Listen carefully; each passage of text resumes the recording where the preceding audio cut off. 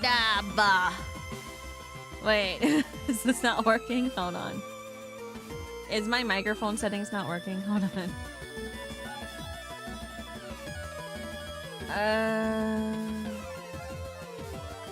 Is this? Oh yeah, there we go. My mouth is moving now, everybody. Kohayo. You guys haven't seen this model in a while, have you? Hold on, let me move myself so I'm slightly more attractive.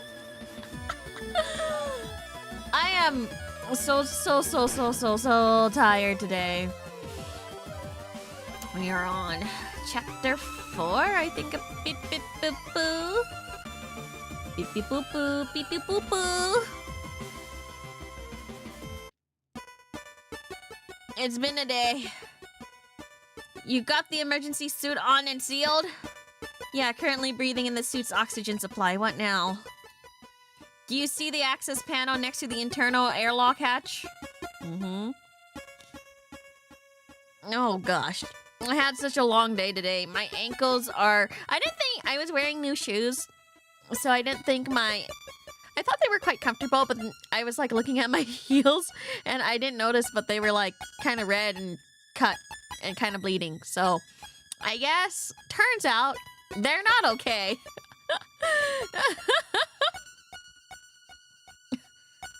So my legs feel like jelly. Can you guys tell that I don't exercise often because of this?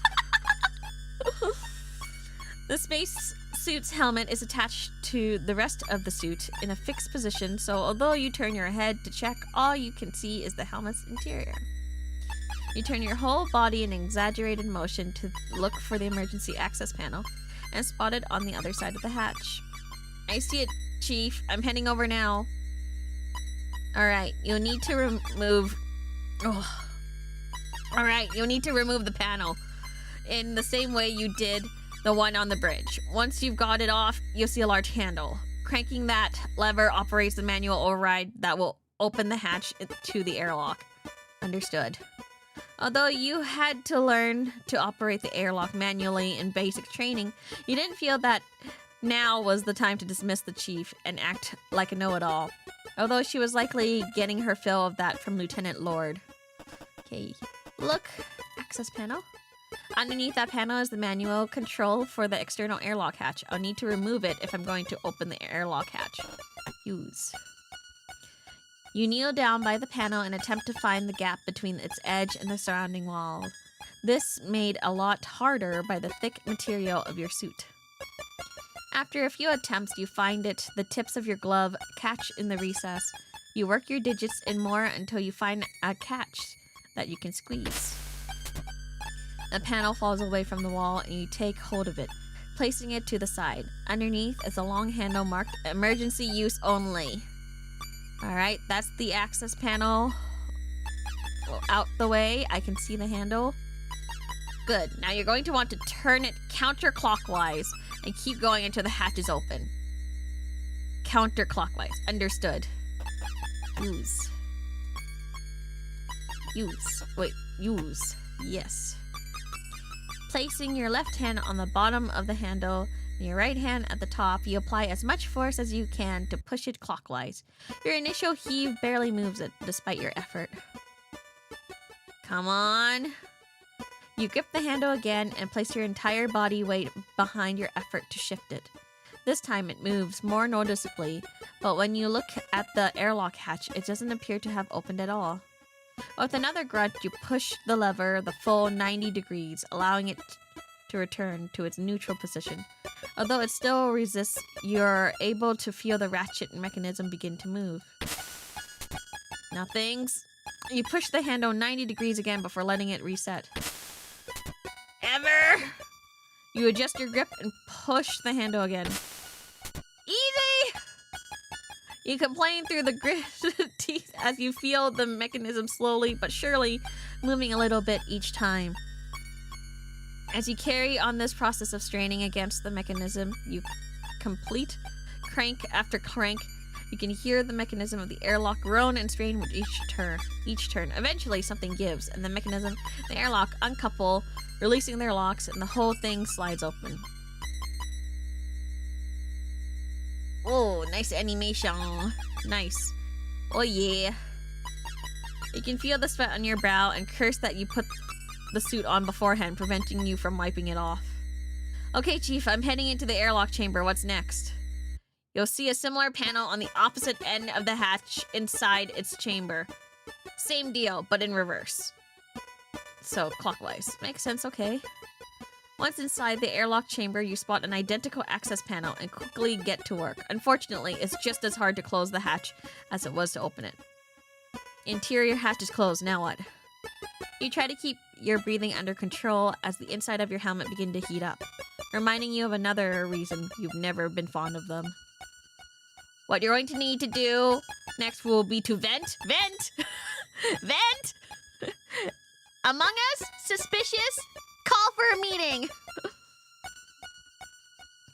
The air in the chamber, and then open the exterior hatch to start with.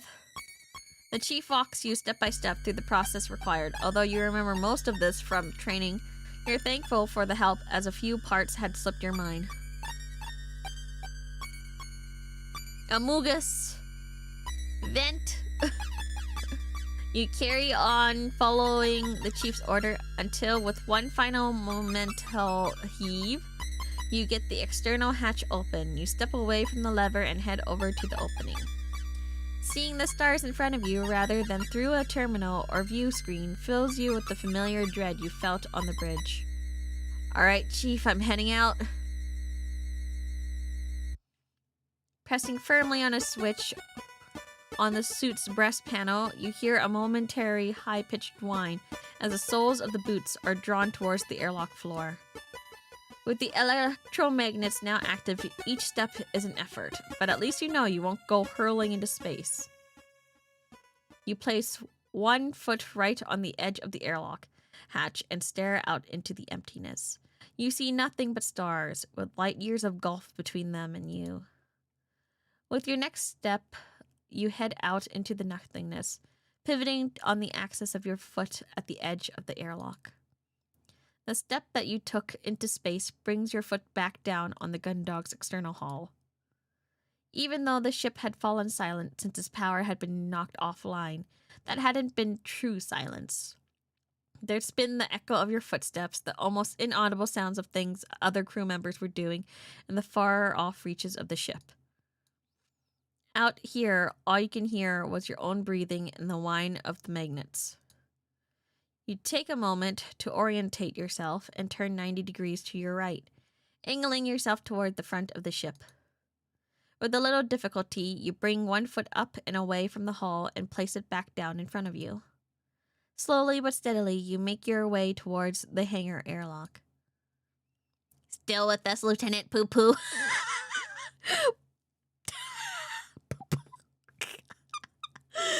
Haven't gone hurling off into space or anything? You roll your eyes as you plod forwards. Still here, Lieutenant Lord. Ugh. Finally, they properly address me. Address me. Pee-pee poo-poo. Good, good. What's your ETA on the hangar airlock? You quickly do some rough maths around what you know about the Gundog's dimension. Airlock around the midpoint of the ship, 250 meters long, about 5 minutes, Lieutenant. This isn't a Sunday afternoon stroll at the replica garden, poo-poo. Pick up the pace! You allow yourself the opportunity to curse openly at Vanessa before hitting the push-to-talk button again. Yes, ma'am. Me, restrained. Me, in the drafts. Me, speaking out loud. Mute. Mute. Don't reply. Shut up.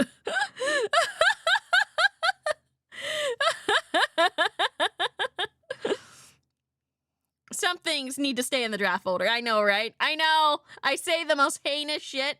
Like, I got some major clapback in my drafts, and then I just don't say shit. I just either delete it, or I just go to the person's profile and mute it. You carry on the laborious march to the hangar crew's airlocks, slowly heaving 1 foot at a time away from the ship's hull before placing it back down in front of you. There are a few awkward areas where the ship hulls rises or falls, and you have to navigate your way across them. The loss of a constant bearing begins to disorient you, but you march onward, ensuring that you are heading consistently in a straight line regardless of orientation. Eventually, you see the distant marking that indicate an airlock hatch in the distance. Although it's marked in the same way as the one you've emerged from, this one is much smaller, scarcely bigger than the typical doorway inside of the gun dog. You enjoy a momentary celebration, then pick up the pace. Not for the snippets, though, right? No comment. No comment. No comment. All right, Chief. I'm at the hangar crew airlock. Okay. If you look to the right of the door, you should see an access panel with a lever underneath, just like the others. Okay, let's see.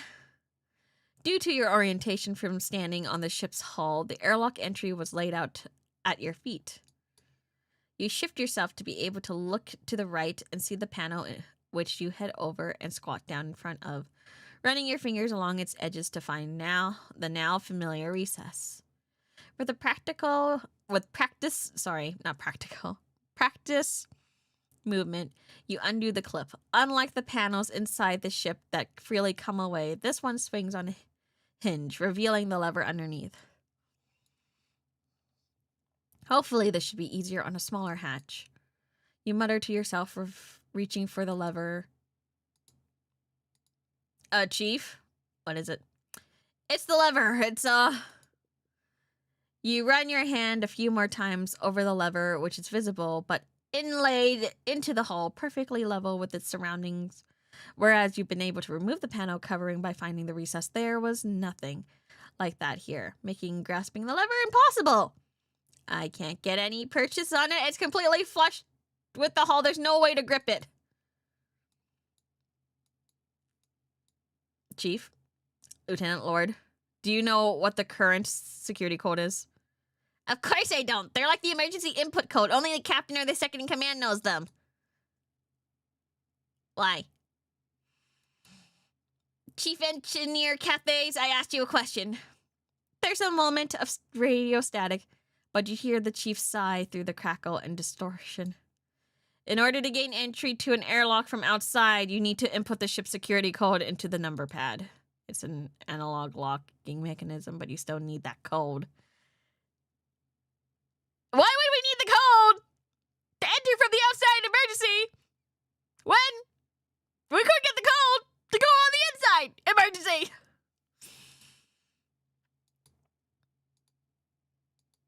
God damn it!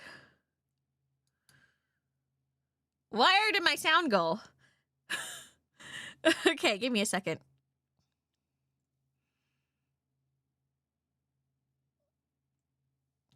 Where did my sound go? No, it's still there. Okay. God damn it, god damn it, god damn it, god damn it, you miserable excuse for a captain, god damn it, quit you absolute airheaded bitch! Hey, watch yourself, Lord! Oh, shut up, poo-poo! Because of your stupid bimbo girlfriend deciding that now's a great time to take a nap, I'm stuck on a dead ship running out of air! Trying to herd you knuckleheads around on stupid, pointless errands! Stole it! I'm not a big fan of this either, but right now we're the best hope this ship's got. So if you could put a lid on the gigantic bitch act for 5 minutes and help us figure out how to solve this, we can. How dare you? I said stole it!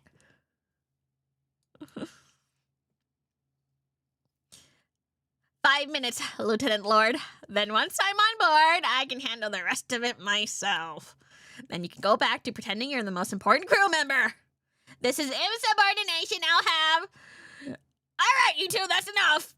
Both you and Vanessa snap into silence with the chief's interjection. Before either of you can start up again, she carries on a commanding tone. Lieutenant Lord, do you know how long the security code is? Do you know the punishment for addressing a senior officer like that? No, ma'am, I do not. But if it gets Lieutenant Poo Poo on board any sooner, I'll say it's worth it. Do you know how long it is? It's 4 digits. Shit. Quick question. Does anyone remember our anniversary date? Does anyone remember that one? I remember I told you guys to write it down, and I did not remember it. Thank you. Now, do you have any idea? Of course, I don't have any idea. It's Quinn's responsibility to generate us with those kinds of codes. Oh, by the way, if you ever want access to my quarters, the passcode for the lock is our anniversary. Blank, blank, blank, blank. It's pretty much the same passcode I use for everything. I think I might know it. What? I said I think I might know it. It's... You rack your brain trying to remember the date where you and Cassie first visited the Europa amusement park. It was... Does anyone remember? Wait, quick. Does anyone remember? It was like 12:03, or was it 03:08, or was it... Oh, shit. Does anyone have memories? Oh, thank you. 00211. Enter. Am I crazy, or do we not have sound? Is it because we're in space? You quickly punch in the 4-digit security code and then hit the enter key. As soon as you do, the lever rises out of its recess. Thank you for remembering, besties. Haha, yes! You got a lieutenant? Yeah, it was 0211 in case that helps. And how did you know what the security code was? That is sensitive information! You don't want to tell Vanessa that the reason you were able to guess the code, that it was yours in case he's anniversary, so you scramble for a lie. It's the password for Lieutenant Commander Quinn's quarter. Ugh, I can't believe it. Those codes are supposed to be secure. How could she? For the time being, Lieutenant Lord, how about we just focus on the fact that I'm going to get in the hangar? Shifting your position away from the number pad, you squat down by the raise lever. Taking in both hands, you find it much easier to crank than the one in the main airlock, and in no time at all, the exterior hatch of the airlock is open. And you step inside the ship. You find yourself in a chamber almost identical to the airlock you've left earlier, with the exception that was much smaller.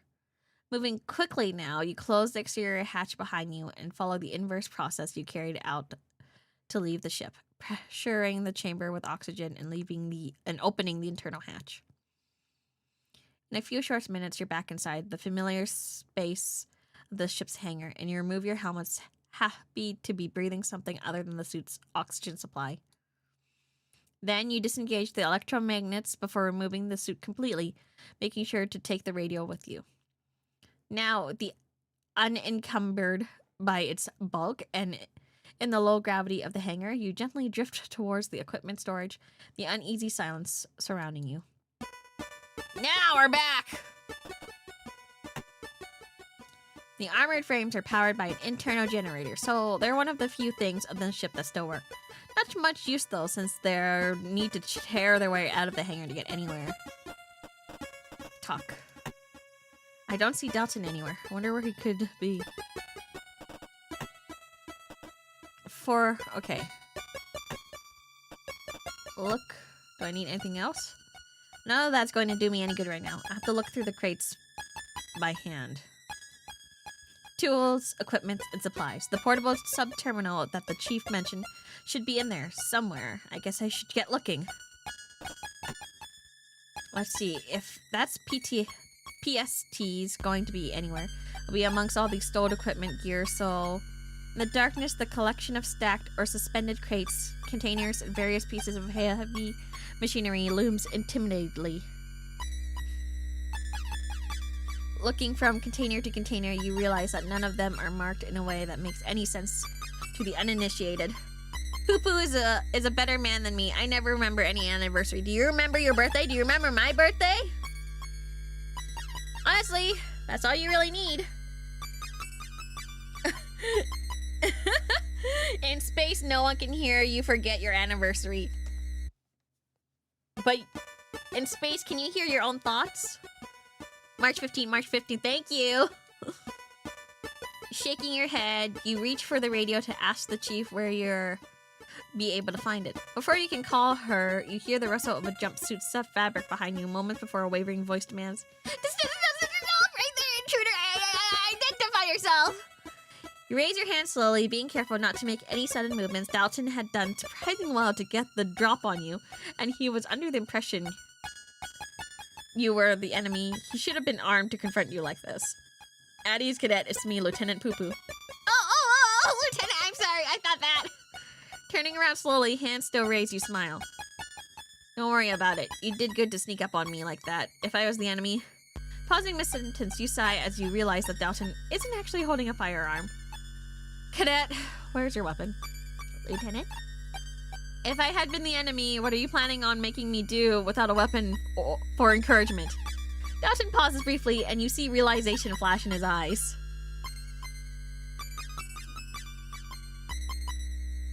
Sorry, I didn't think that well. I thought that, witches.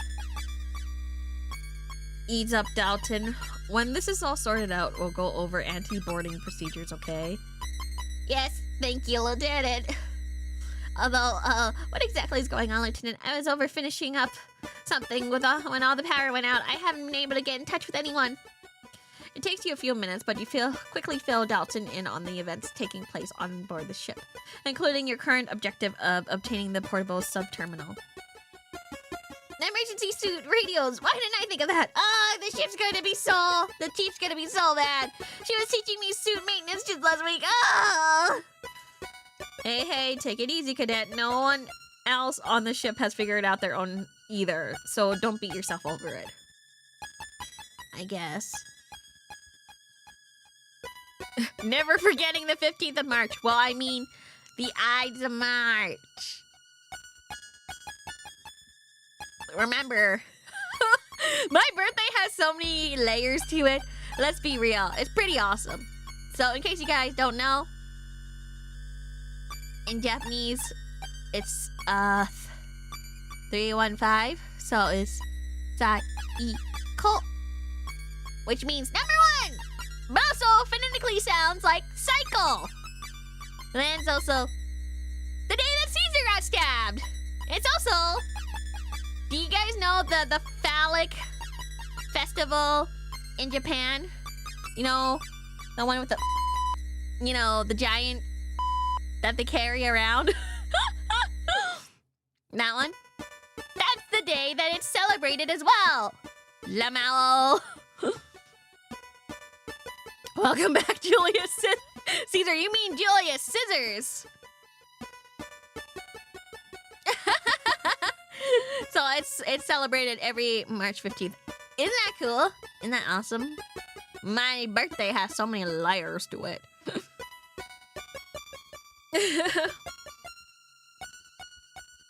Okay, so don't worry about it.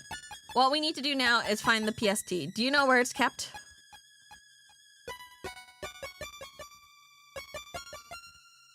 I think so. Let me look. With a kick against the container next to him, Dalton propels himself towards a set of smaller crates. Once he arrives, you watch as he opens one, rummages through various bits of electronic adjacent-looking hardware, which he fastidiously replaces before closing the lid and moving on to the one next to it. It takes the cadet checking a few different storage crates before eventually he withdraws a device the size of a briefcase. With it firmly in hand, he slowly drifts back towards you, presenting it once back. Here we go, Lieutenant. This is what you're after. You get a portable sub-terminal. So this is the portable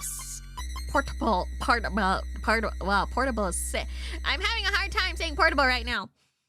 Portable sub-terminal, huh? You take the hefty device from Dalton and turn it over a few times to investigate it from different angles. The exterior is largely off-white plastic shell with a handle attached, allowing you to carry it like a briefcase. The one visible seam that runs around the entire casing has two conspicuous claps that you release, causing part of the device to fold out, revealing a keyboard along various screens, buttons, disk drives, and withdrawable cables. All right, Cadet, can you give me the quick rundown of how to use this? Yes, Lieutenant. I guess the entry to your thoroughfare would be a good place to try it out. It sounds better than going to another walk outside the ship. Let's go. The two of you make your way through the hangar and up the flights of stairs that lead you to the four-side thoroughfare. Once at the top, you're faced with the unyielding set of double doors. Okay, Lieutenant, first you need to take the cable from the PST and connect it to the underside of the terminal next to the whichever door you want to open. After that, you turn the device on. If you do that now, I'll show you the rest once it's active. Okay. Following Dalton's instruction, you kneel by the terminal and withdraw the cable from the device. It's awkward in the darkness, but you eventually connect the cable to a port at the bottom of the terminal. Once you've got the sub-terminal connected, you can use it in the same way you would the normal terminal. Just select the right function from the menu and insert your key card, into the slot when it requests you to do so. Give it a try now. All right, let's see. I think it's Cassandra's key card you have to take. Using the small keyboard, you select the override open function and then, as Dalton advised, insert Cassandra's key card. As expected, although slightly slower than you'd like, the door opens, allowing access to the four-side thoroughfare. Great work, Cadet. All I need now is to get this to the captain's quarter, then to engineering, and we'll have the gun dog back up and running in no time. You okay there, Cadet? Yeah, I forgot that you had to go get the codes from the captain's quarters. Isn't that against the rules or insubordination or something? I thought that was forbidden to go into the captain's quarter unless explicitly instructed for duty. You sigh as Dalton shakily removes the cable from the terminal underside and closes the lid on the PST. Technically, yes, but right now the choice is insubordination or we all suffocate in the vacuum of space. But don't worry about it. I'm sure the captain will understand why I had to do it. Besides, I've always wanted to see what their quarters look like, so I'd say it's worth it, right? Senpai! Thank you! Whoa! No message, no nothing? Thank you for the 100 tippy whippy anonymous! Thank you! Arigato! Now I have $100 to pay for my electricity bill! Big tip! Big tip. Just like how this ship needs electricity.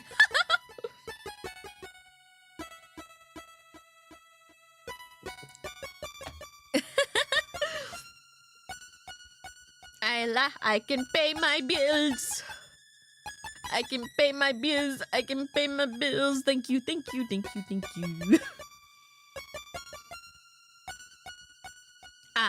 the lights on. Unlike the ship. So we gotta get back to it. I guess. You place a hand on Dalton's shoulder and take the terminal from him.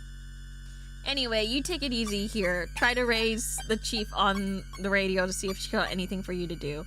I've got to get moving. Yes, Lieutenant.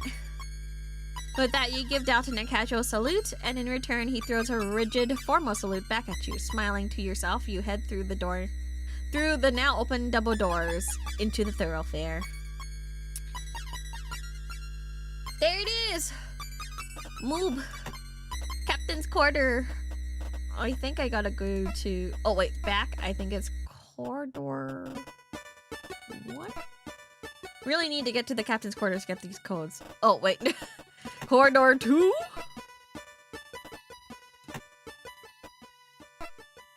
Standing outside the captain's quarter, you look at the heavy device in your hand. It's taken longer than you'd like to get here, but at least now you could get those codes from the captain. Okay, so first I get the PST. Here it is. You kneel down by the terminal to the side of the door, laying the PST on the ground and unclipping the catches that hold the front end of the unit closed. After it starts up, you swiftly draw out the cable and connect it to the terminal's underside. Squinting at the screen's phosphorescent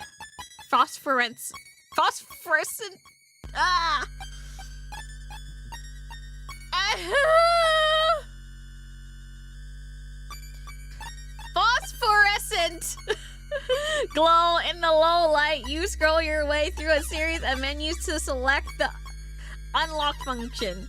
Once you hit enter on the command, a prompt shows up on the screen. All right, now, Cassandra's keycard. Once the device reads your keycard, you hear the soft whir of the door unlocking and a hiss as it slowly opens. That's it. 10 times fast. No, I'm tired, okay? My eyes are burning from being tired. You can't make me. You can't make me. You kind of had to shut up. PSP, Vita, I have them all. Wait, what? I have a PSP and a Vita. The only one I don't have is that like PSP Go. You know, the mini one, the one that slides out, like one of those keyboard phones. Okay, I can leave this here for the time being. You stand up and step in front of the door, which continues its painfully slow opening. Come on, come on, come on, come on! Is she drinking? Captain, are you? Oh, that's... Ugh! You step across the threshold into the dark of the captain's quarter. You instantly overwhelmed by a powerful victor. You gag and stumble your way back to the door, taking a deep breath of the corridor's sterile air.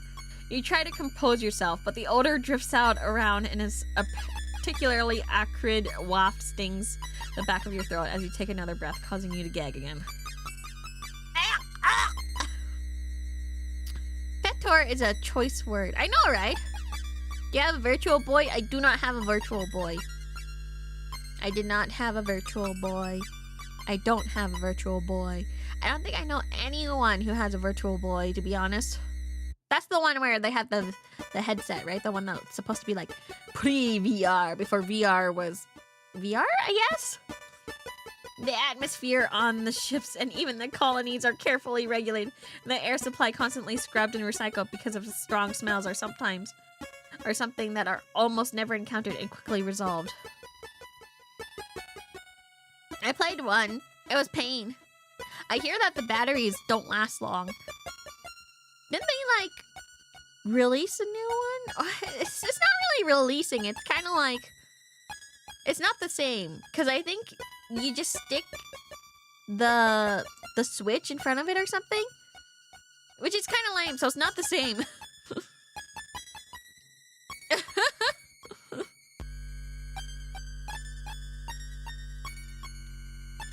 You realize that with the ship's life support out of action, this hasn't been happening.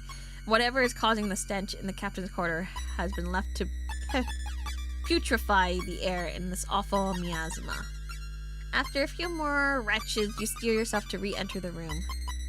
After heading in, you bring your arm up in front of your mouth and nose to do the best to bear the stink. Although you are doing your best to breathe as lightly as possible, the odor still assaults you, almost too much to bear. Captain, are you... Are you in here? Captain? With no answer, you carry on deeper into the quarters. As you grow accustomed to the smell, you begin to pick up the unique odors that it's comprised of. The first scent you identify brings back memories of your early flight training, the acidic tang of vomit. The second takes you a little while longer, sour and chemical. It's vomit! Ugh, my tummy hurts. You wonder for a moment if it's one of those substances that you use to strip paintwork from the ships or armored frames. But then you spy the empty bottle on the desk and you realize it's stale whiskey.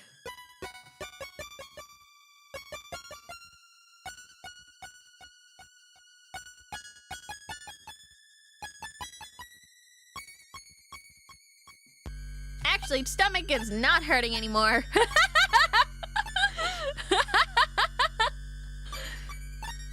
Stomach is not hurting anymore. I farted.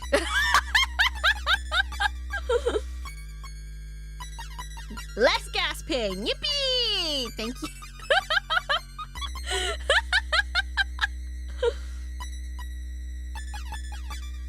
No more tummy pains. We're good. Really? Well, I'm muted, unfortunately, so you guys don't get to hear. Actually, I tried tooting in front of the the girls, and they couldn't hear it. So I don't think my mic can pick it up.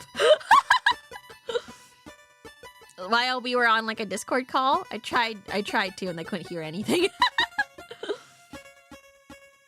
You wonder for a moment if it's one of the substances they use. No, right. Stale whiskey.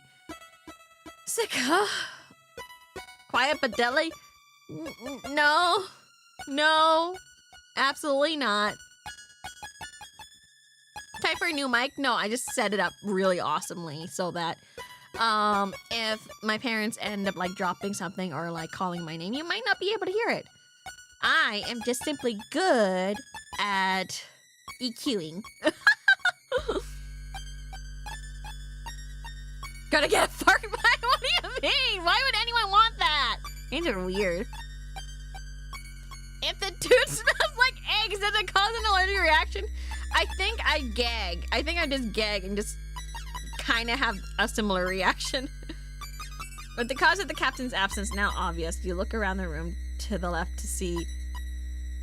To the left is another closed door. To the right, you see an open doorway and what looks like the end of a bed. Oh my gosh! Hi, me! It's I, me! Welcome to today's stream. Excuse me. Captain! You call out again as you head towards it, although your reason for being here is entirely justifiable. You still feel a bit hesitant about barging in. Hi, me. It's I, me. I love I, me. I need to dash, but I hope you're having fun. I am having fun. Thank you, I, me, for the raid. Mwah, mwah, mwah, mwah, mwah. Go fast, like Sonic. Gotta go fast. Gotta go faster, faster, faster. Faster than the speed of sound. Hedgehog. Fastest hedgehog around. Got ourselves a situation. Stuck in a new location. Without any hesitation. No time for relaxation. Go, go, go! Sorry, that's the only one I know. Captain! Nothing. Alright, Captain, I'm coming in. We need those. Having stepped through the doorway, you find yourself in the room that's much closer to a normal bedroom than the crew's quarter. Rather than access panels flushed with the walls or storage, the room has an actual furniture, a chest of drawers, sits below a large mirror, and a bedside table is right next to its unmade queen-size bed. What, she gets a queen-size bed? All to herself? For a moment, you think that, like Cassie, this won't to do. The captain has just thrown her worn uniform onto the bed and left it all in a heap. Before you turn back, a sluggish movement as the mass of crumpled clothing turnover reveals it to be Captain Bartholomew's herself. Ah, Captain! You throw a salute and hold it for a moment before you realize that the captain is completely oblivious to your presence. Tentatively making your way towards the captain's bedside, you register that the smell of stale whiskey is strongest in her immediate vicinity. As you look around, you notice another bottle lies mostly empty, with a small pool of amber liquid left in one of its corner. Captain? She's wasted! In an emergency! That's no good! Captains can't do that! You run your hand back through your hair and sigh loudly. Regardless of all this, you remind yourself you're here to get the emergency input codes. Captain, hey Captain, Captain Bartholomew's! You place your palm on the captain's upper arm and rock her gently. Captain, come on, you need to wake up. We need your emergency input code. Ugh. Captain, wake up! Captain! Captain!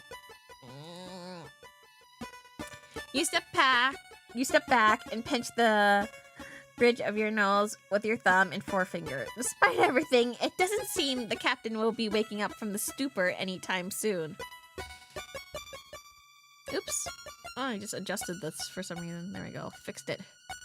Oh, come on, after everything! If I can't get the codes from the captain directly, maybe she keeps a copy of them around here or something.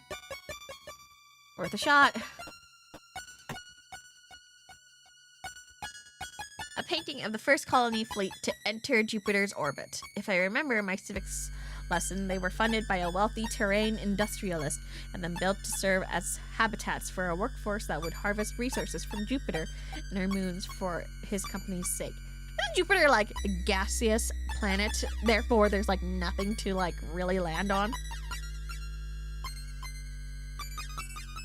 After a few decades, the population had enough of existing with no autonomy and living on company script, so they took control of the fleet and petitioned to join the Solar Federation.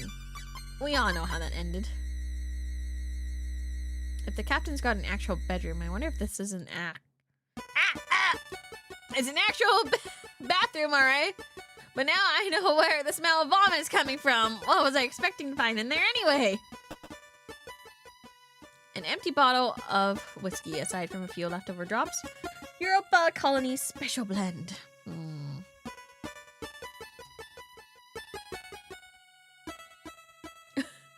But mercy, if we don't land on Jupiter, how can we get stupider? Stop! That rhymes! Yeah, not a lot of room for landing room there. That's what I thought. I was like, what do we... How do we... I guess... Jupiter's moons? We can land on Jupiter's moons? Maybe? Now, how would you collect stuff? Pretty nice desk. It must be where the captain does all her work when she's not on the bridge. If that's the case, then, as I thought, it's got a few drawers on the back next to where she'd sit. The codes are anywhere, they'll be here.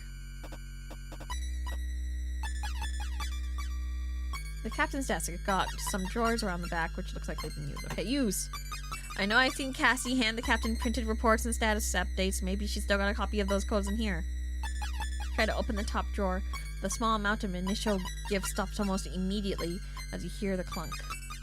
Try a few more times, then spot a keyhole to the left of the drawer. Checking the second and third drawer gives you the same result. Locked! Of course, I'll have to find the keys. Is it in here? Europa Colony Special Blend. The myth is that they used to brew it in old fuel tanks, which gave it practically potent edge. From how it tastes, though, you may not think it's a myth. I'll never touch it. Not that the captain's left enough to share. Okay. Use? I thought there might be a safe behind it or something like in the movies, but it looks like the whole thing's reproduction that's been applied directly to the wall panel. Even this frame is bolted on. Ugh. You were uncomfortable enough making your way in here in the first place, but now you're about to rummage your way through the captain's personal effects. You feel even worse. Let's get this over with. Doing a quick scan of the room in hopes that the captain may have left the key on top of the chest of drawers or her bedside table proves fruitless, so you tentatively step back inside, nervously looking back to the captain's comatose form every few moments. Sorry about this, Captain. Standing by the chest of drawers, you lay your hand on its top and drum your fingers before nervously pulling the top one open. Seeing only folded clothing inside, you close it quickly, going to repeat this process for the next few two drawers, finding nothing. Stepping back, you take another look around. The only immediately obvious place left to check is the drawer in the bedside table right next to the captain. Moving over to it, you squat down beside the unit, acutely aware of the captain sleeping right next to you. Gotta love that taste of fuel. Honestly, I don't know how people can like beer. I really do think it tastes like piss.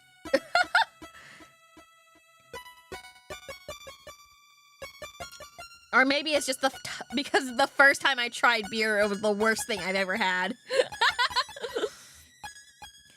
Now in the low light, it's next to impossible for you to make out the contents of the drawer. So you have to settle for reaching inside and feeling your way through. Running your fingers over the various contents, you try to figure out what's there. A thin plastic surface with regular bumps, which feels like it has a foil underneath. A small glass bottle with a series of raised dots just under the label, various individual papers. Aha! You grab a hold of what feels like a key card clipped onto a lanyard and pull it out of the drawer. The metallic jangling sounds that comes from it is quickly revealed to be a key ring featuring various different keys. On one of these has to got to be the key for those. Eh?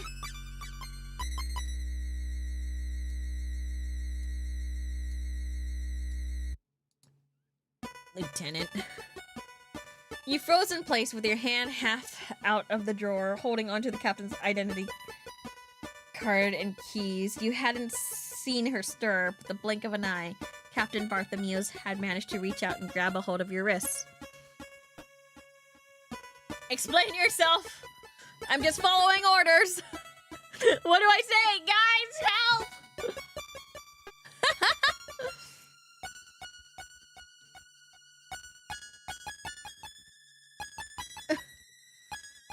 Two, one, this is one. It was orders. Oh, wait, I can save. Tee-hee. One, two. Wait, two. I see one more two, which means that there's more twos than ones. The captain's grip on your wrist isn't particularly strong, but the shock has rendered you perfectly still. You slowly turn your head to face her and see her lazily gazing at you through the darkness. Lieutenant? You hold on to your breath for a moment, then exhale slowly, calming yourself. What are you? Composing yourself, you speak calmly and quietly. I'm sorry, Captain, it's an emergency and I've come to get your input codes. Emergency? All the ship's system has gone offline, Commander. Quinn has collapsed. I've been working with Chief Cathays and Lieutenant Lord to get the code so we can get the ship back online. The captain blinks groggily a few times. Releases your wrist, drawing her hand back to rub her eyes. As she does, you slowly take the keys from the bedside drawer and stand. That's why I'm here. I thought the codes might be in your desk drawer, but I need the keys. Although you're doing your best to maintain your tone and demeanor, in the inside your heart is racing as you consider the possibility of being giving a court-martial here and now. Sounds important. Yes, well, ma'am, I'd say we're all consider it pretty crucial right now. The captain continues to gaze at you as you stand to attention in the darkness. After a moment in which you think she may have fallen back asleep, she rolls onto her back and brings her hand to her forehead. The printout with the latest access code. It's in the second drawer. You breathe a sigh of relief as the captain rolls to face away from you. Just don't read the report. Ma'am? You wait for a few moments, but eventually a gentle snore emerges from the crumpled heap that is Captain Bartholomew's, and you relax. Second drawer. Thanks, Captain. You got the captain's key ring. Okay. Use. And let's see which one. You spend a few moments working your way through the selection of the keys that hang from the ring and the end of the captain's lanyard. You're able to discount a few based on their unusual shape, but find that the right one is still a tricky task in the dark. Eventually, you find one that slides easily into the lock and turn the mechanism, which lets out a surprisingly hefty clunk. The captain said the codes were in the second drawer, so you open that drawer first and purposely leaf through the collections of paper, reports, and files that it contains. Crew manifests, security updates. Aha! You see the telltale tractor feed edges of the printer paper that you see produce updates and reports for the captain on sticking out from underneath a manila folder. As you lift the paper out of the drawer, the folder on the top begins to spill out its content. You quickly grab it to stop everything from falling, and as you do, you can't help but read its title. JCF Naval Investigatory Commission Findings. Incident 00784. 2109-0209. Subject, Rear Admiral M. Bartholomew's. What you believe to be the printout would contain the code on one hand, and this report in the other. You look back towards the captain's bedroom as you remember her instructions. Just don't read the report.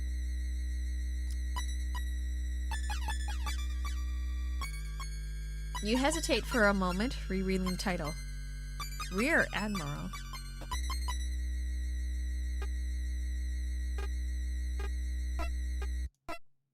Read it? Should we read it?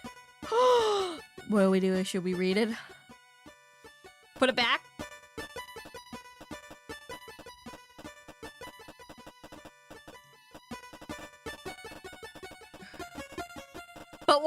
But we gotta get things an emergency thing doing done soon. But what about the oxygen? What about the oxygen? What about the oxygen? We must know. Oh, we're snooping. You stare at the cover of the report for a few moments before looking back at the printout, then to the captain's bedroom. Placing the printout back in the drawer, you open the folder and begin to leaf your way through its content. You skim the first few pages with outlining the investigation intention to assess the actions taken by Rear Admiral M. Bartholomew in the battle in lunar orbit. Following on from that are a series of diagrams and charts that you recognize to be ship's movements, sorted by time, followed by annotated or captain's stills taken from the ship or armored frame base recording devices. As you work your way through them, you see what they're being used to illustrate. A squadron of JCF ship pulls away from the main fleet and is eventually intercepted and decimated by the enemy. The final photograph shows a few remaining ships returning to the fleet in a state of disarray, with all of them suffering extensive damage. As you move past the picture and diagram, you flick through the page that outline a breakdown of the losses. Ship, armored frame, pages of crew members' names. Eventually, you get to the last few pages of the report where you skim through the conclusion. This inquiry finds that by leaving the defensive position for an unsanctioned offensive, thereby opening a point of access through the E-field, Rear Admiral Maros Bartholomew's significant loss to armored frame groups. Wait, E-field? This is Calyx 6. They cut off the flight path. There's more. There's a whole squadron of carriers coming from the E-field. Calyx 1. They're going to cut you off from the fleet. Calyx 6, respond. Calyx 6. What's going on? How many carriers are coming from E-field? You stop and lay the report on the captain's desk, staring at it, rereading the conclusion again and again. Adversely impacted flight includes Thib flight, Carmi flight, Carpa flight, Calyx flight. You close the report and place it back into the drawer. Almost mechanically, you reach for the printout you'd been handling a few moments before and methodically scan through it until you see what you're after. Classified core system access codes. Generation date 20040214. For captain and second only. You slowly rip the relevant page from the rest of the document at its perforated edges and close up and slide it into your pocket. After this, you methodically place the rest of the paper back into the drawer, which you slide close. You got the access codes. With the codes in your possession, you calmly make your way towards the corridor outside the captain's quarter where you left the PST. As you approach the doorway, you absentmindedly take hold of the radio and push down the transmission button. Okay, Chief Lieutenant Lord, I've got the codes. You release the push-to-talk button and wait. You give it a moment, but instead of more instructions from the Chief or some kind of backhanded congratulations from Lieutenant Lord, all you hear is a powerful hiss of static. Chief? Try again. Lieutenant Lord? Still nothing. Anyone, come on. You give the radio a shake and spend a few moments adjusting the frequency dials, but you still don't hear anything from anyone, just the hiss of static. For a moment, you feel like throwing the radio down the corridor, but instead you slump against the nearest wall and hold your head in one hand. Slouching against the wall in the low light for a moment longer, you sigh loudly before turning and kneeling back up by the PST, which you began to pack back up. You've got the codes. You can't just get them to the Chief over the radio. Next best thing you decide is to get them to her in person. You clip the latches on the PST closed and pick it up as you stand, trying to make your way through the darkness towards the four-side thoroughfare. Where is it? You gotta go to...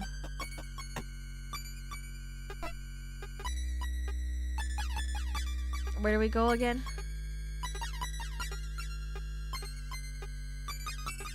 Engineering, right? Outside the huge blast door that separates the aft thoroughfare, in the engineering department, you begin an increasingly familiar process of unpacking the PST.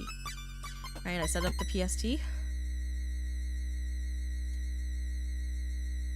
First withdrawing the cable, then plugging it into the terminal near the door, you boot up the device and begin to cycling through the options, okay? And then, with the device set up, you hit enter key on the unlock option and turn your attention towards the partition that stands between you and the engineering department. Unlike the other doors, the PST's battery power had been used to open. This blast door is inches thick and comprised almost entirely of solid steel. You watch tentatively as a low grinding sound emanates from the ceiling for about 10 seconds before the door even begins to move. Like the others, the opening process is agonizingly slow. In the darkness of the thoroughfare, time seems to lose all meaning as you watch the door almost imperceptibly work its way upward. After a few minutes, the barely noticeable progress comes to a halt. Then a low grinding sound stops, with the blast doors giving you just over a foot of clearance between it and the floor. Turning your attention back towards the PST, you see a graphic of an empty battery with a cross through it blinking on the screen. Oh no. Knowing the blast door is being kept open by the device's dwindling battery power, you drop to the floor and, grabbing the PST, begin to crawl forward into engineering. There's just enough clearance for you to worm your way underneath. The smooth panel flooring turning to grating makes it an uncomfortable experience. By the time you make it halfway through, with your feet still sticking out the aft thoroughfare, the grinding noise that had stopped with the door suddenly is back up again. No, no, no, no, no, no! You shove the PST ahead of you through the gap, being mindful not to yank out the cables plugged into the underside of the terminal. Ignoring the grating now, you quickly squirm the rest of the way until you're clear of the door. Then, rolling into your back, you grab the PST's cable and give it a swift tug, pulling it out of the terminal on the other side, just before the blast of the door drops shut. That was way too close! You stand up and quickly pick up the PST, which still has a low battery warning blinking on the screen. Chief! Your call is met with the oppressive silence that is somehow worse in the vast space of the engineering department. Chief, it's me, Lieutenant Poo-Poo. I've got the PST. Chief? Making your way past various systems, terminals, situations, and machinery, you continue to call out to the chief, but there's no response. Where the hell could she be? To continue your way deeper into engineering, you grab the radio. Chief? Just like the last time you tried, no one answered, and all you hear is static. Chief? You dart down different catways trying to find the chief, your mind racing as to where she could be. Chief? The low battery warning illuminating your face in increasingly small intervals with this consistent flashing, you stop. Look down at the PST screen, you make a decision. Well, I've got everything else myself. Turning back from the main section of engineering, you make a beeline over to the room that holds the central computer. Your footsteps on the grating echoing throughout the silence. Well, finish things. You begin to run, the PST starts to beep. The battery symbol flashes even more rapidly. If you're running out of battery, then don't use what you've got left flashing and beeping! You're running at full pelt now towards the central computer. You reach it just as the PST's whole screen begins to blink, cycling through showing and warning and nothing at all. Once you arrive at the doorway, at least the central computer, you know what you've got to do. You arrive at the doorway. Is it? Wasting no time, you withdraw the cable and hurriedly plug in the terminal with one hand while scrolling through options with the other. Hang on in there. Come on, come on. Almost there. And now, there. As soon as the door begins to open, you jump to it and start pushing in order to force it open. Once you made through the gap large enough, you slip through. At the exact same moment, you hear the PST powering down and doors slide back shut. You take a moment, but your eyes adjust to the darkness of the room. Looking around, you see a little bigger than a cleaning cupboard or a crew member's shower cubicle. Masses of thick cabling run from the ceiling and floor along the walls towards the end of the room opposite the doorway. On the far side is a huge screen with the keyboard positioned below it at about waist height. Stepping through the interface, you run your hand over the keys, the computer showing no signs of life, even after you begin to push random buttons. Simply mashing the keyboard doesn't produce any response. So instead, you begin to feel your way over its casing in the darkness, trying to figure out what might be a power button. Eventually, you find a rocker switch set to the side of the device. You flick it to alternate position once, but nothing happens. With no other option, you flick it back to the position it was in. This time, the screen illuminates, and you hear electronics come to life. Gen B. With the hard drive somewhere beyond the screen begins to whir loudly, the screen transitions from a boot screen to a password input screen. After everything you've been through, you're now one input away from getting the ship back online. Finally, all right. And enter. With the final flourish, you strike the return key. An immense feeling of satisfaction fills you as you watch the computer work its way through the startup process. Names of the system show up and are followed by their status changing from offline to active. A faint draft runs down your neck, which you take to mean life support and ventilation is back online. All right, hold on, Cassie.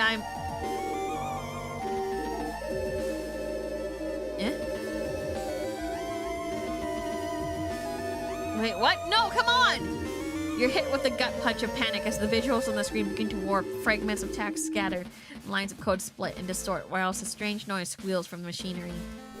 Don't do this!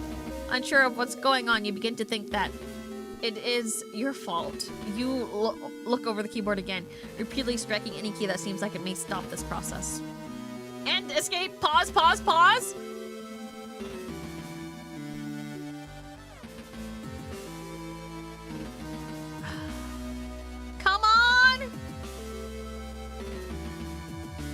What's going on? As suddenly it started, the computer's erratic activity ceases, with the only document left on screen, Cassie's personal file. Cassie's file? Wait, why? You pause, unsure whether you should do anything or leave it as is. You can tell from the ambient noise that it has returned that the ship is back online, but why would the computer freak out like this? Why would it pull up Cassie's file?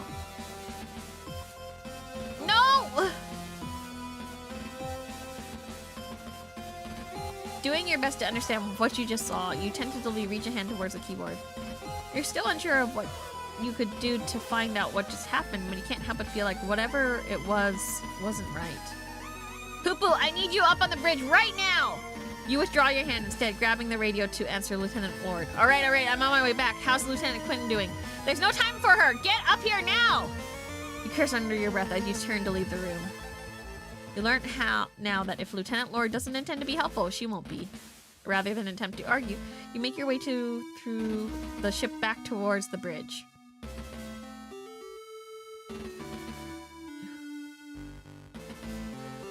As the elevator door hisses open, you step onto the bridge. You see Lieutenant Lord friendly flicking switches and turning dials on the instrument panel, stopping every so often to type commands on her station. Cassie, meanwhile, remains unconscious on the bridge floor. I'm here, Lieutenant. What else is wrong now? You hurry over to Cassie and kneel down, sliding your hand under her back and leg in preparation to pick her up and take her to the newly accessible sickbay. It's the O'Brien! With a single movement, you stand and bring Cassandra up from the floor. What about it? It's gone! April 23rd, planetary calendar 214. Despite the successful reactivation of the JFS Gundog Central Computer by Lieutenant Poo-Poo, the JFS O'Brien could not be contacted and was no longer coming up on sensors. After taking Lieutenant Commander Quinn to the sickbay, Lieutenant Poo-Poo alongside Cadet Grange are tasked with sweeping the ship for faults or damages, whilst Lieutenant Lord sets Chief Cathays to work helping her locate the other ship. The JFS O'Brien is eventually located, just as Captain Bartholomew calls for an emergency meeting. Outer Jovian space. The bridge of the Jovian patrol ship, JFS Gundog. What happens with my girlfriend? What is she doing? Who is she?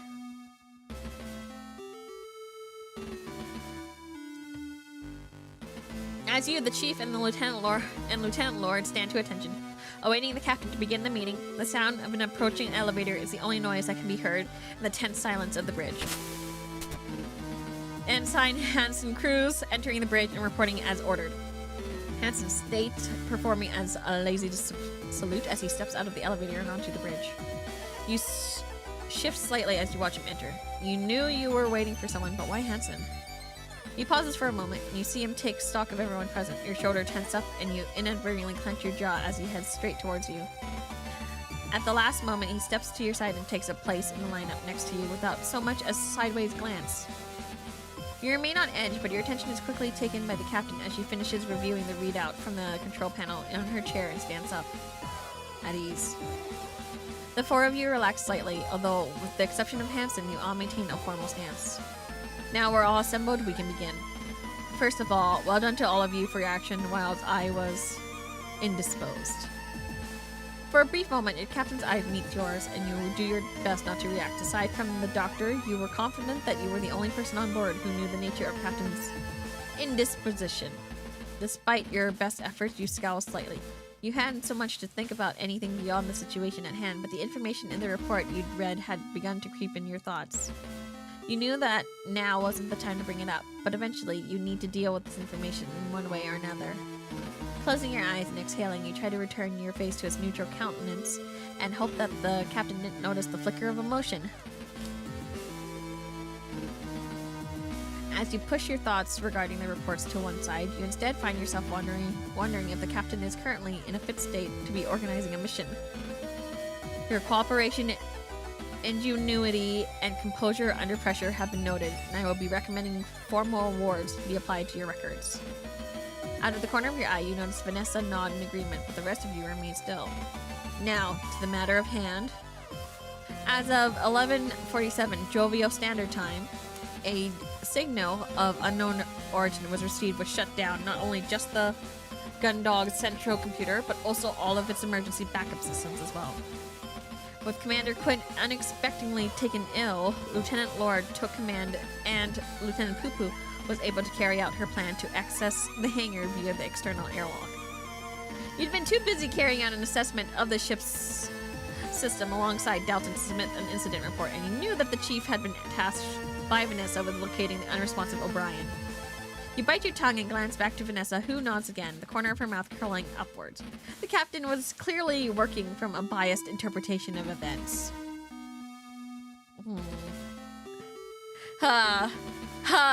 Your order, huh? You mean my idea? My thing? Everything that I did? Huh, Vanessa? Huh? Who was the one that saved the crew? She! Me! From there, Lieutenant Poo-Poo was able to obtain a portable subterminal and the codes for their reactivation of the central computer, a process they carried out successfully at 1327. Although the Gundog is now operational, we have not been able to make contact with the O'Brien.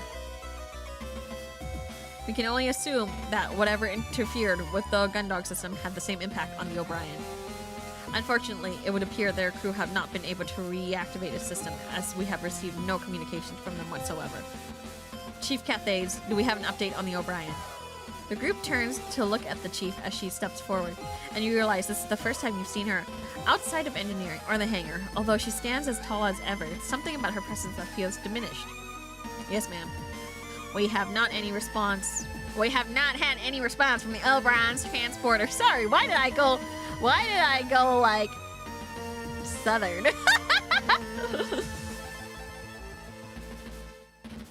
We have not any response from the O'Brien transporter, and the normal sensors have been able to pick up any unusual activity from a ship. However, you hear Vanessa tut, and the chief paused briefly before continuing. That is, Lieutenant Lord and I realized that by using the infrared targeting sensors and the fire control, we could pick up O'Brien itself as if it were debris. We've located it at around 43 degrees off the starboard bow at the distance of roughly 300 kilometers. Resolution gets a bit scrappy at that range, but we're not seeing any external signs of activity. I see. Snowballs! Lieutenant Lord, how long until we can dock with them to provide assistance? I think the chief is best equipped to handle that question, ma'am. The chief pauses for a moment. You know the answer to this question, but so should the chief and Vanessa. As the silence drags on, you begin to wonder why neither of them are forthcoming. Chief Cathays?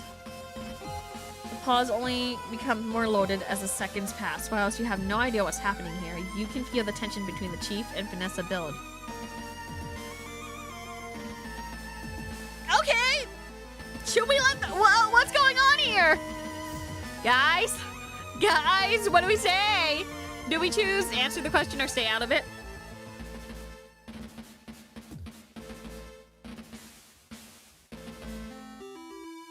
Oh, 1.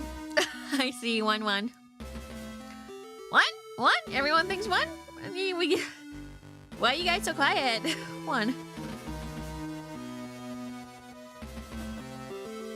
We always pick up the drama.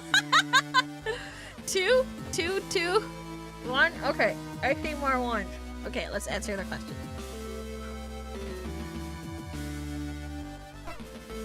Although you can tell something is going on between the two of them, you know that the crew of the O'Brien must be in a similar situation to the one you've been faced, and without immediate assistance, they are at risk of running out of breathable air very soon. You put up with enough from Vanessa for today, and you weren't about to let her petty power plays get in the way of helping her comrades. We can't. It's the engines, ma'am. They're still offline. What's that, Lieutenant? As Cadet Grange and I were assessing the ship for faults and security issues, we found that the engines had failed to restart. Diagnostic shows forced shutdown put the nuclear pulse engines offline. They need to manually be reactivated. The captain lets out an exasperated sigh as she hears this information, making no effort to conceal her frustration. And how long until they can be back online? You're prepared to answer with what Dalton had told you, but you're cut off by the chief. We're looking at 6 hours, ma'am. We've been preoccupied with finding the O'Brien. So I haven't had the opportunity to begin the startup process to get them running again. The captain follows the information with another sigh. You always thought of her as distant or disinterested, but considering her current state, you had wondered how much of that was simply working her way through a hangover. I see. The captain stands silent for a moment, keeping her eyes closed and pinching the bridge of her nose with her thumb and forefinger. Suddenly her eyes open and she stands completely upright, assuming to a posture you're surprised to see from her that manages to communicate an air of not just authority, but capability. We'll be carrying out a mission as follows. The 4 of you snap back to attention. Even Hansen seems to take this announcement seriously. As we are not able to reach the O'Brien with the gun dog to provide support, we'll be doing the next best thing. Ensign Cruz and Lieutenant Poo-Poo will head over in an armored frame to provide assistance. You clench your teeth and your body goes rigid.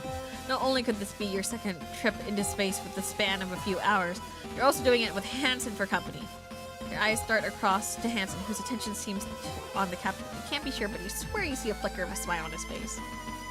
We'll be working on the assumption that the same issue affecting the gun dog are affecting the O'Brien. So, Lieutenant Poo-Poo will take a portable subterminal, locate the captain or second in command, and then utilize their access codes to assist their chief engineer in reactivating the ship. If there are complications, or we're too late, then our second priority will be to obtain the O'Brien black box. At the very least, we can hopefully gather some information on what's out there that could immediately disable 2 Swift-class ships.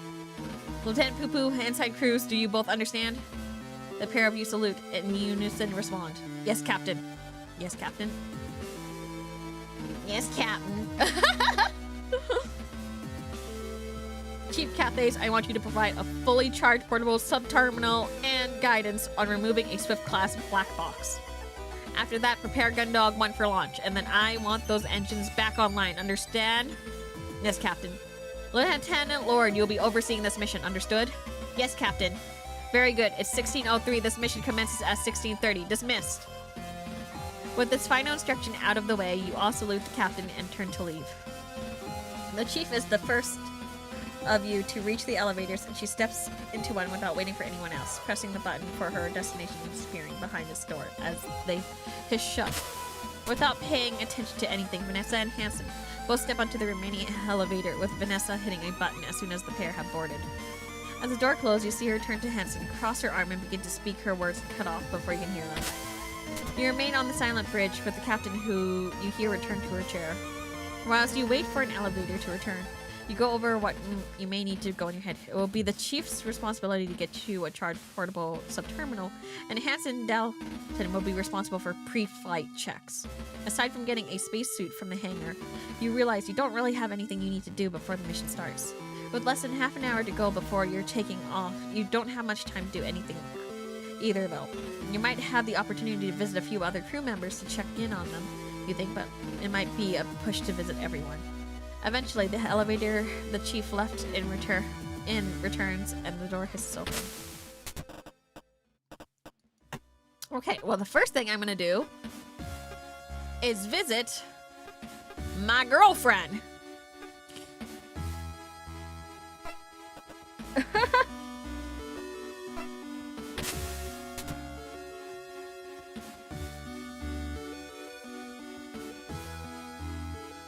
As the elevator door opened, you're immediately confronted by Vanessa standing in front of you, her arms crossed and her foot tapping impatiently. Oh, come on, you guys did not answer. Well, it took you long enough, Lieutenant Poo-Poo. You sidestep her and make your way into the central hub. As you do, she turns to follow you. My apologies, Lieutenant. I didn't realize I was needed so urgently. Well, I wouldn't go that far, Poo-Poo. Your frustration with Vanessa had cooled over the past few hours, and you spent time with Dalton and had been carrying out duties that kept you well away from her. Cool to see Pixo Mercy again. It's because I'm so tired, guys. I actually don't know where I put my phone or my iPad. That's how tired I am. Exhausted, really. But back in the presence, you remember how tense things had got between you on the bridge and over the radio. Lieutenant Lord, I've got a mission to be preparing for. Is there anything I can help you with right now, or can I get going? It's nothing much, Lieutenant. I just wanted to say that you did a good job on getting the gun dog operational again. Wow, she's complimenting me. What does she want? What does she want? Oh, that's why. Yeah, I'm really tired. I'm sorry, guys. Like, super tired. Extra tired. Super duper tired. It sounds like you had a couple long days. I think I'm gonna have a long week. Honestly, I think I'm gonna be having a long week. Something about Vanessa's manner makes you instantly uneasy. Considering how she'd behaved recently, phrase was the last thing you'd expect. Thanks? Is that right? Or thanks? I'd say thanks. How about you guys? What do you guys think? I'd say thank you, I guess. I mean, you should probably say something snappy, but it's nice to say thank you, I think. 2, 1. Thanks. Thanks. I see thanks. Arigato, Vanessa desu. Yeah, thanks. I did what I had to do. And for that, you received a much-deserved commendation on your record. You roll your eyes and begin to walk away again, unwilling to deal with whatever mind games Vanessa was attempting to play. I don't know what to do. I can't deal with this type of person either. I'm just like, I don't know what you want from me. Please, please, I am just a little guy. I'm just a little guy. Hi, Mercy. Oh, hi. Ba ba ba ba. Oh, my nose. Hi, hi, hi, hi, hi, hi. If I'm not mistaken.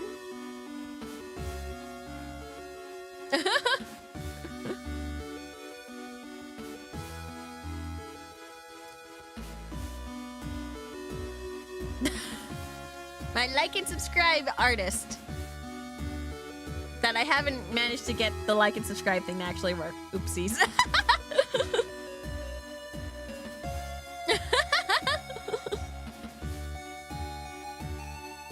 Poo-poo and his relationships are relatable. In a way, we have a little bit of poo-poo inside all of us. I tried. Hold on, guys. This is the artist for the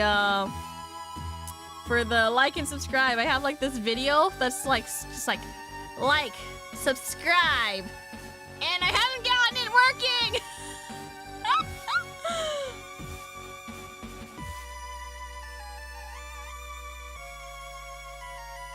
like, subscribe, ring the bell. It's supposed to show up every 10 minutes. I haven't gotten it to work.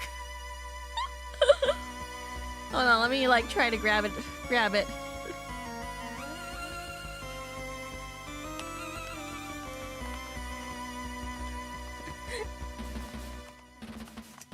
I'm sorry. No, it's okay.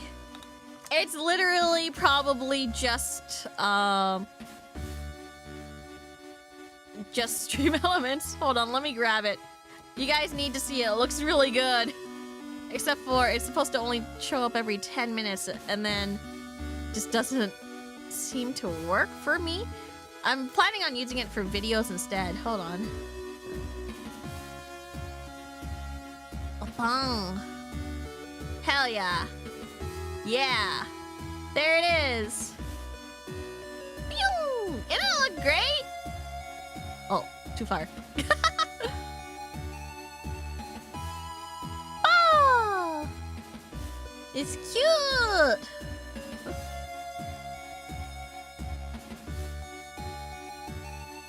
It looks nice. It's just the stream element. Stream elements is just it.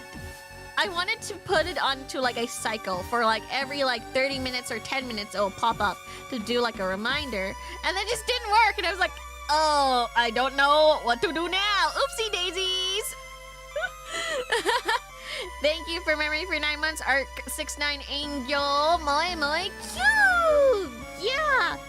So yeah, Leonard Piar is the artist for that. So I think it's really cute. Thank you for making it. I was planning it for like videos though, just in case you guys forgot to see it. Look at the beauty.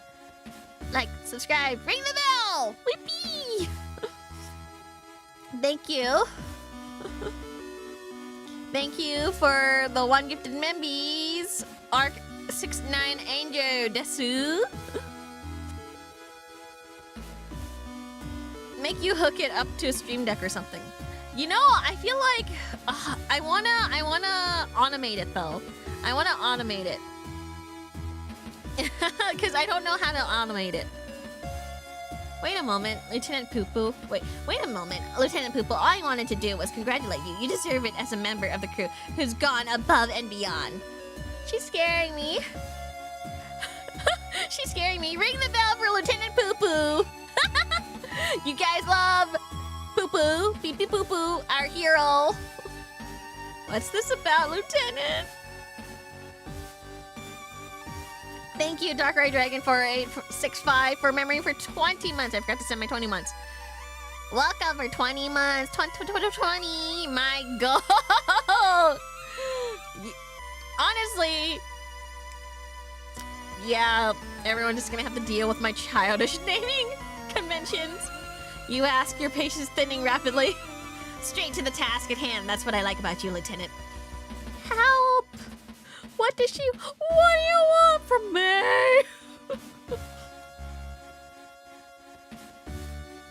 I'm learning to accept it, Lieutenant Poo Poo. Thank you. At ease. Wait, what do I call you guys? At ease crew? At ease crew members? At ease snippet? Now, a proficient, able crew member like yourself, you know what it means to do your duty. And you've seen how the captain and her second carry out their affairs on the ship. You mean the captain and my girlfriend? All right. I was making a strange facial expression and I forgot I was on PNG mode. I'll call you Helpy. Mercy Modiste streams are basically the Pee Pee Poo Poo multiverse. Pee Pee Poo Poo, our hero. What are you getting at? Oh no, is she asking me for a mutiny? I don't want a mutiny. I want to be a good boy. I'm a good boy. I mean, I'm good them. Gender neutral. I'm a good them.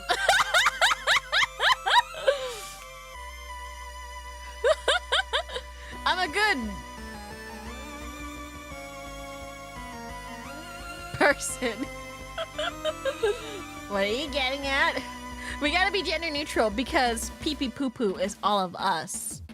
All I want to know, Lieutenant, is whatever you think the crew members like yourself, Chief Engineer Cathay's Cadet Grange, the rest deserves a competent commander.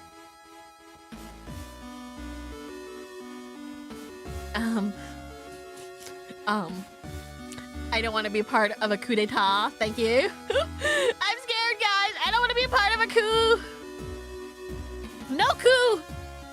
No coup. Mercy, boo-hoo, no coup. Maybe we should leave. I think we should leave. What do you guys think? We should be like, look at the time. I gotta go take a...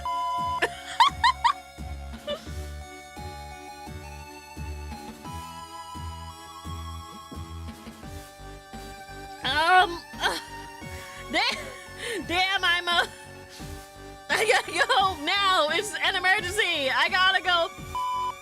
And you don't want to be near me, or else they'll call me a Teenage Mutant Ninja Turtle, because how I be turtling this.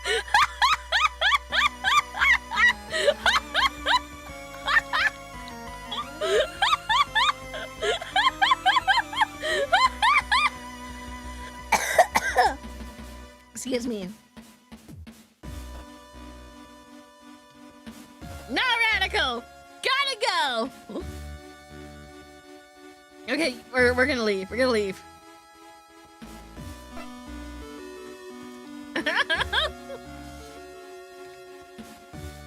Your recent discovery about the captain comes back to you at the front of your mind, but instead of answering, you make a move to walk past Vanessa, fully intending to not get involved in whatever she's planning.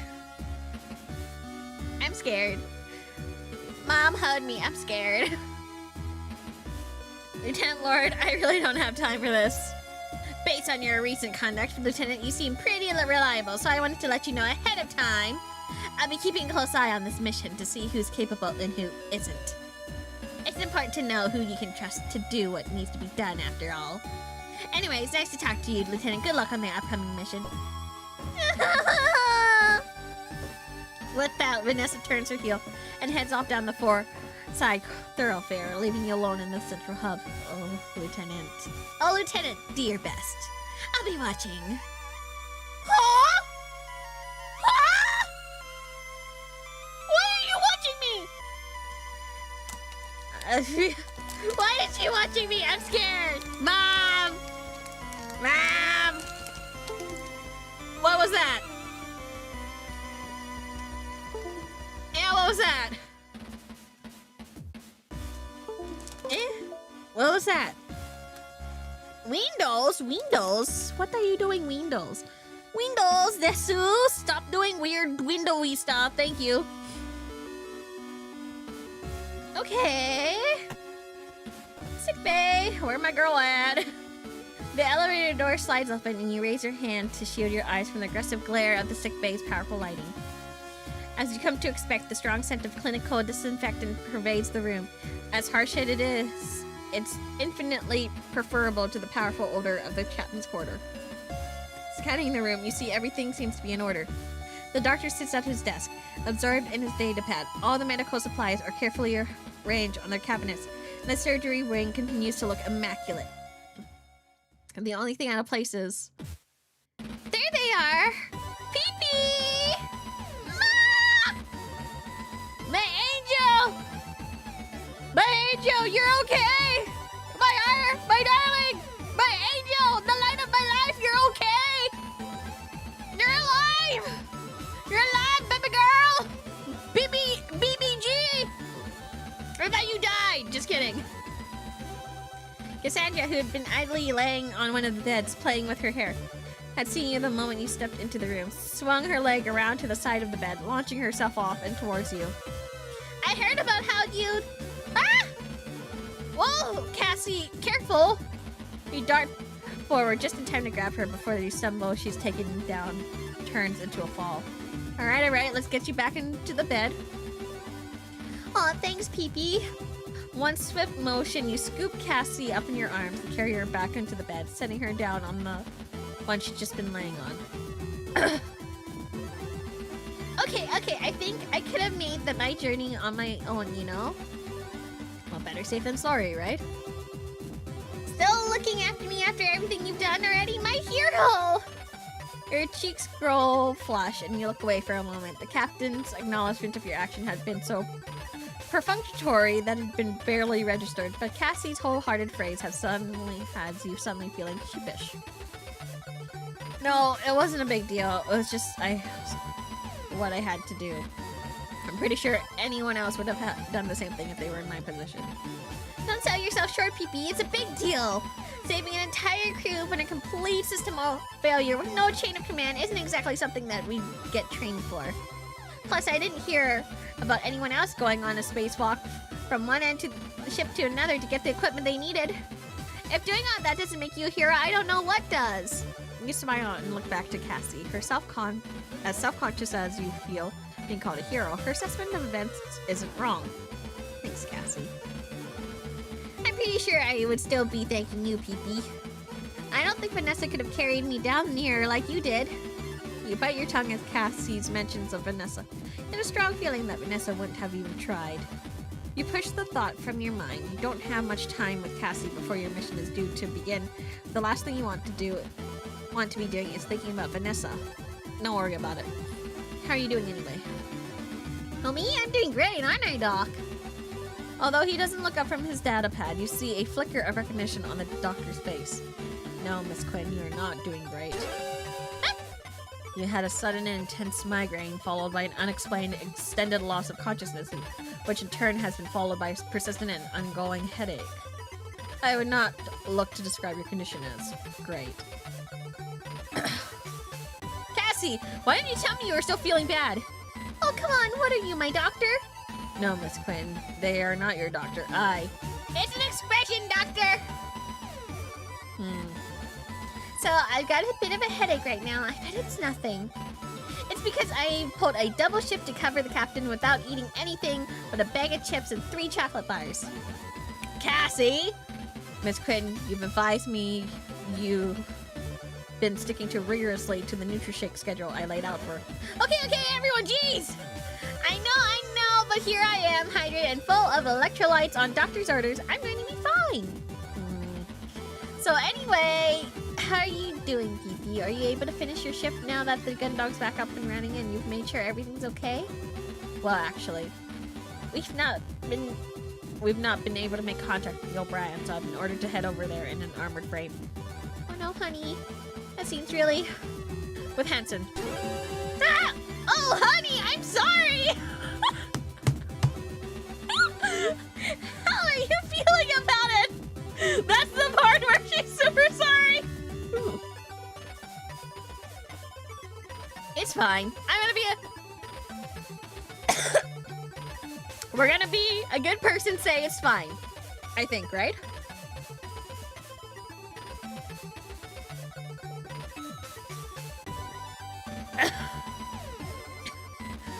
So far, Cassie's my favorite. It's fine. It's fine. You know, just memories and stuff, but, you know, it's fine. I mean, you mull over the prospect traveling in a cramped cockpit with Hansen never been your first choice to go to the O'Brien, but then again, it wasn't like there'd be room for 2 to come to blows on there. At most, there'd probably be some uncomfortable conversation. Anything you'd try would probably happen once you got back to the gun dog. It'll probably be fine. I know that if there's one thing he takes seriously, it's his piloting. I don't think he'll start a fight whilst we're sharing the same cockpit or anything. Wait, am I gonna sit on Hansen's lap? Oh no! There you go. It won't be too bad then. Besides, once you're on the O'Brien, you can just get to work helping the other crew and ignore him. Well, that's the other thing. It looks like whatever happened to the gun dog has happened to the O'Brien. Since we're not able to identify any activity coming from them, it's a good chance that the crew hasn't made it. Oh no! Yeah. Hey, come on. They may not have gotten their ship back up and running, but maybe there's their own savvy chief engineer who has figured out a solution to keep them all safe. And on top of that, they're really lucky they've got their own heroic security officer who's saving the entire crew right now. Yeah, you're right. I'm sure it'll be fine. You do your best to match Cassie's enthusiasm, but you hadn't forgotten the chill of the air of the gun dog just before you got back online. Once the first signs of a ship wouldn't be able to sustain its crew for much longer. That had been over 3 hours ago. Hey, Pee-Pee? Whatever happens, it'll be alright. You've already done incredible things today. Way more than anyone could have ever expected. You're gonna be alright. Thanks, Cassie. Besides! You said you'd book us tickets for that new water park in the Europa cluster. I'm not going to let anything happen that'll stop us from going. Now get out there and nail this mission, Lieutenant Poo Poo. Yes, ma'am. How much time do I have? I wanna grab some food, maybe. Where's the mess?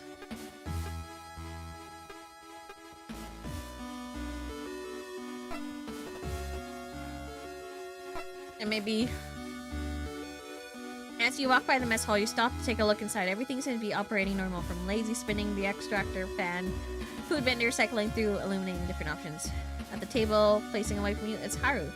You watch as they idly swirl the contents of their cup of coffee before taking a sip. He noticed you. They aren't letting on, but from the looks of things, they seem deep in thought.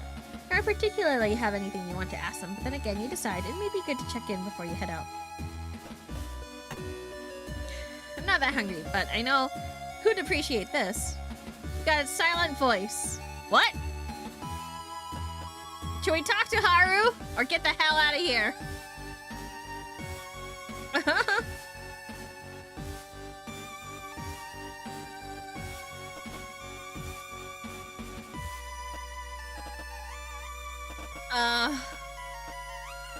Talk? Ensign Rumney? Oh, Poo-Poo, what's going on? What's a hero like you doing stopping by the mess hall? Hansen told me he was taking you for a ride over at the O'Brien. You picking up snacks for the trip? I was just checking out some of the crew before I left, making sure everyone's doing okay. Oh wow, what a professional. I'm doing alright. I was sleeping on my quarters when the power went out. Didn't even notice until Hansen started banging on my door. That's good, I'm glad you're doing okay. Yeah. Poo-Poo? Yes, Sensei? Thanks for helping Hansen out. Oh, well, you know it's my duty, right? Yeah, guess it is. Still, he's my fight partner, so if you did him a solid, you did me a solid. Keep it up, maybe you aren't the coward we think you are. Lighten up, Lieutenant. Jeez.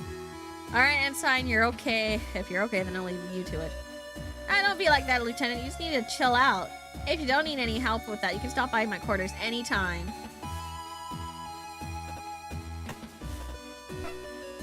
I'm scared. I'm scared. I'm scared. I'm terrified. Why am I being hit on? You ever get scared of being hit on? That's me sometimes. A lot of times, actually.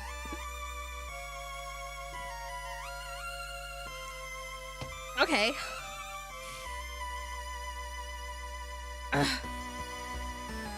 You're like, help! Help! I'm being hit on! I don't understand!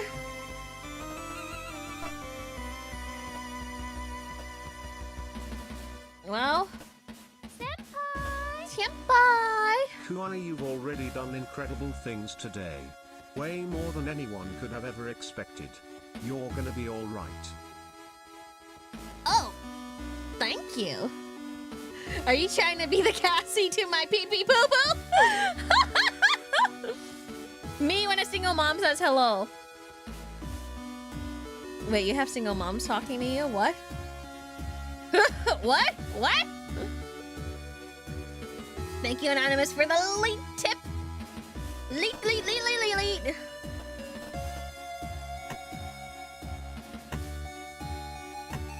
I wish they wouldn't. What do you mean?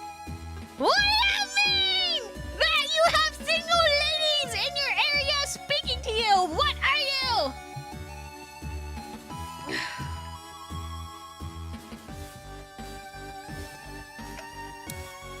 What do you mean? No. Me. Wait, what do you mean single ladies talk to you? Hello?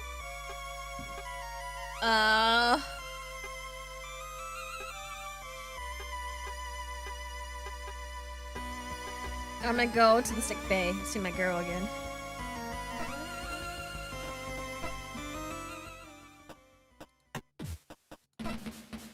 What are you doing here? Don't you have the daring rescue to pull off? I just thought I'd check in one last time before I left, making sure you're really okay. Oh, you sweetie! But I'm fine. Really, totally fine. Not fine. I'm currently under supervision to access the extent of potential causes of any ailment that I may be suffering from. However, However, my condition is currently stable and does not appear to be life-threatening. Although, I can think of something that could speed up my recovery. Yeah, what? It's nothing, actually. Don't worry about it. You mean one of these? Oh, you mean something like this? That's exactly what I was thinking of! Look at that. Since I'm so good at treatment, maybe I should consider moving to the medical corps. Look at me! Look at me, everyone! Excuse me! Mercy Modiste, model boy partner. I was gonna say boyfriend, but really, pee-pee poo-poo is all of us, so partner. We gotta be gender neutral in here. Look at me being an awesome partner! Look and learn, baby! Look at that, since I'm so good. Now that I think about it, it might suit you. You always really like that nurse uniform. Ah! Wait! Keep it down, girl! Nobody needs to know this! Nobody needs to know this information, girl! Shh. Nobody needs to know. But now that you've solved this medical emergency, you really need to focus on getting ready for your mission. Get out there and nail it, Lieutenant Poo-Poo. Yes, ma'am. Okay, let's go to, where do we go to? Was it engineering? Where was engineering again? I should really memorize this. Yes. As you make your way to the engineering section, you relish the various sounds coming from the now functioning machinery. The thrum of moving parts, the buzz of electrical systems, the repetitive pulse of various cooling systems. With your newfound appreciation for the activity taking place all around, you wonder if this is how the chief feels. On that subject, hey chief, are you around? You call out doing your best to shout over the noise. Chief?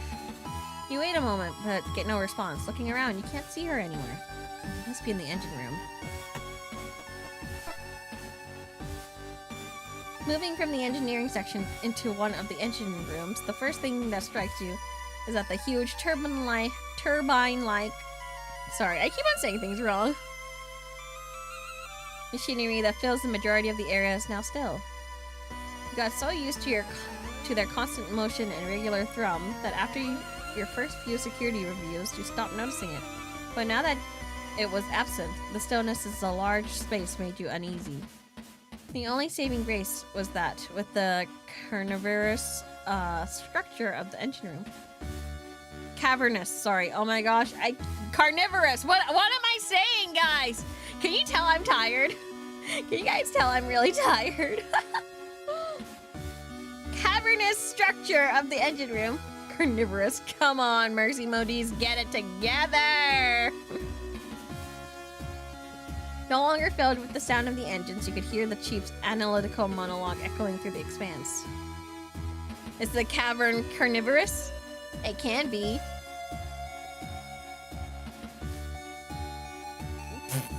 I was about to say my cavern is carnivorous, and then I thought about it, I'm like, actually that may mean a lot of things, and I don't wanna really say it out loud. But I said it out loud anyways to let you know my thought process, I guess.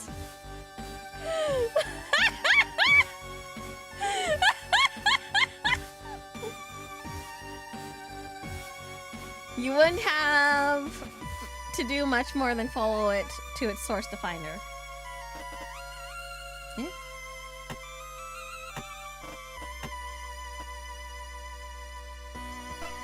Reminded me of the movie Teeth. Ah, yes.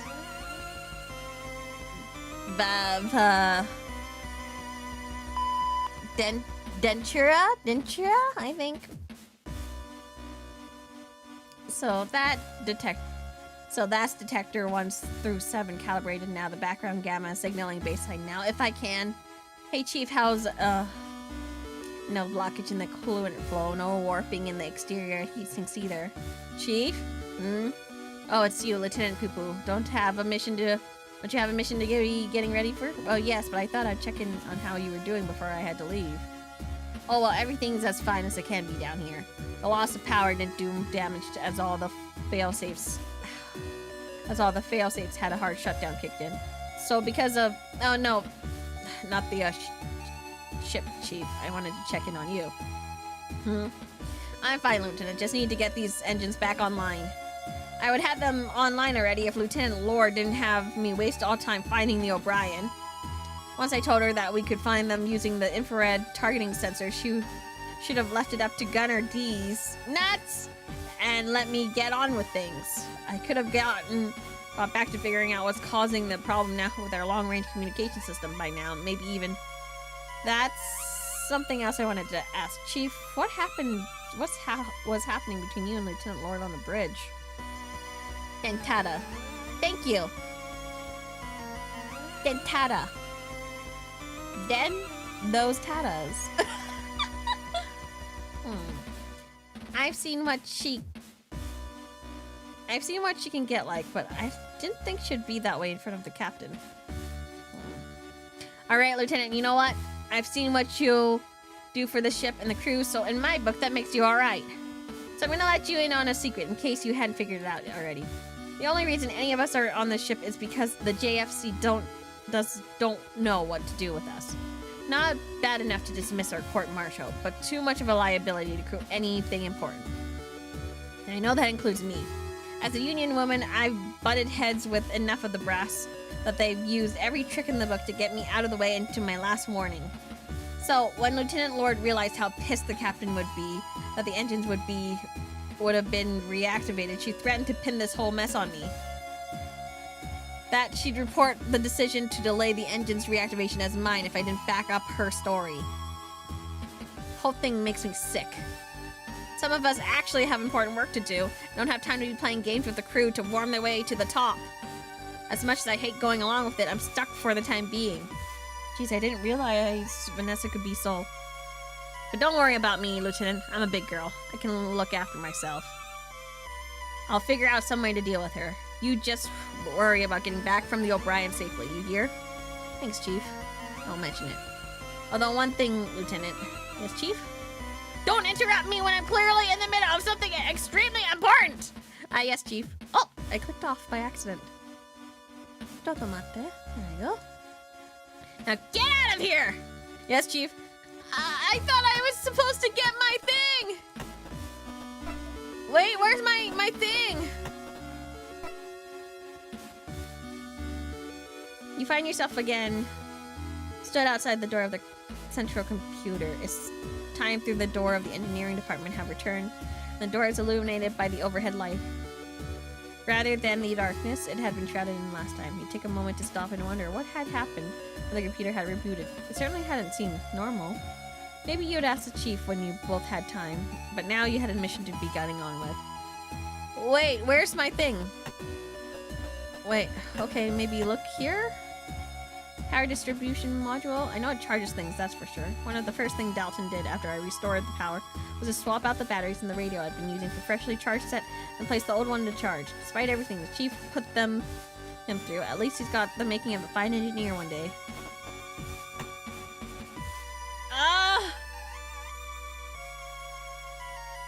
Where? I thought I was supposed to get the computer thing, the PST. Wait, how am I... What?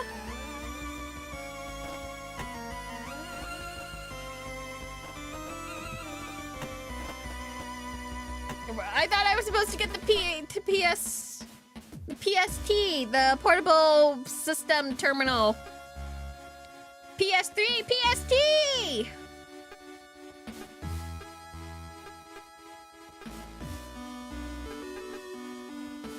Wait, I thought I was supposed to get that. Where the heck? I'll be taking my standard issue firearm with me to the O'Brien, so I don't need anything else from here.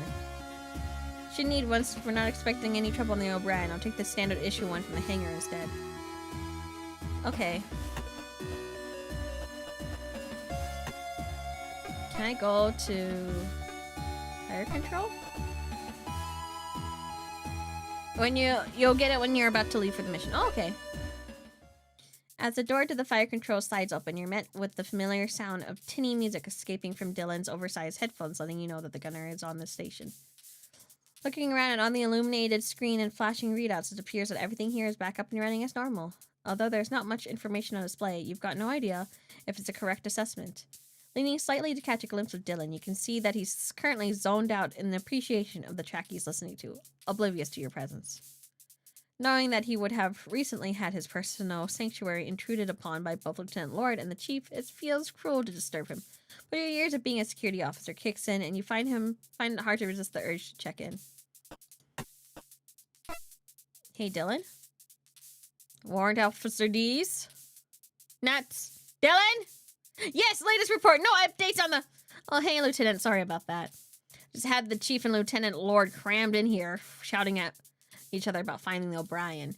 Lord wouldn't even let me perform the search with my headphones on, against regulations. It makes a difference on one I can see. I didn't sign up for that kind of stress. Anyway, what's up? Oh, nothing. I just thought I'd check in on you, see how you're doing after everything. Ah, you know me, Lieutenant. As long as I listen to my music, it's all good. And, as long as Lieutenant Lord never comes in here again, I guess. What about you, Lieutenant? I heard you got... Thank you for getting the gun dog back on their feet. You doing all right? Yeah, I guess so. I've been too busy running a sweep of the ship to stop and think about it, really. Well, with needing to do a spacewalk and all, rather you than me, Lieutenant, closest I want to get to space is seeing it through these monitors. Yeah. Anyway, it's okay with you, Lieutenant. I'm supposed to be keeping an eye on the O'Brien. I was right in the middle of gnarly Trish and replicant songs. And if I get back to it, no problem. Take it easy, Gunner D's. Nuts. Thanks, Lieutenant. I swear the devs just wanted me to just make a bunch of these nuts jokes. Okay, let's see. What else do we have in here?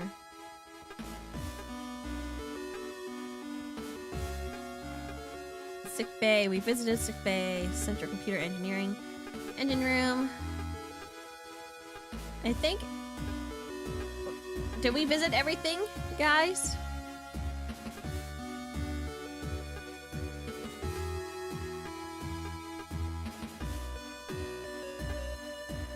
I think we visited everything. Basically everyone, I think. Yeah. Other than the hangar. Yeah. I think we did everything.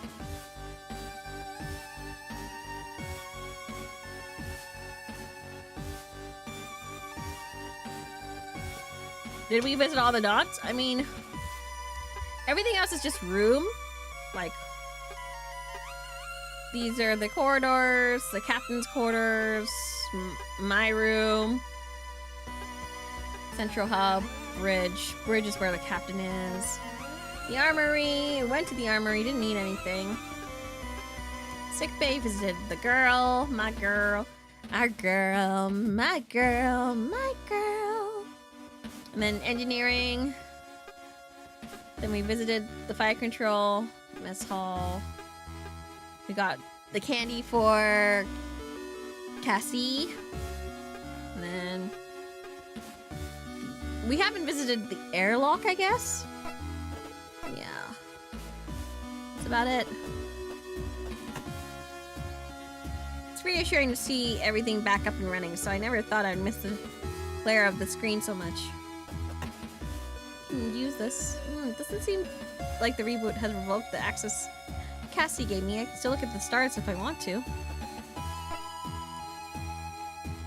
I think I definitely prefer seeing them from the inside of the ship rather than the outside. After I got the power back online, one of the first things Dalton did was return the suit to its locker and replace the batteries in the radio. The Chief got him well trained, that's for sure. I think that's the only thing. Looking at the sides of this thing, it seems unreal that I opened and closed it using just the emergency access lever. Credit to whoever designed that mechanism. Dalton and I replaced all the panels I'd removed during our sweep of the ship. Hopefully it doesn't need to be taken off again for a long time. I think that's it. I think that's all we did.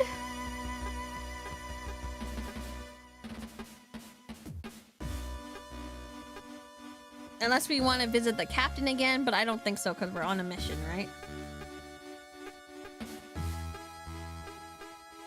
And I don't think there's anything at in my room, I don't think.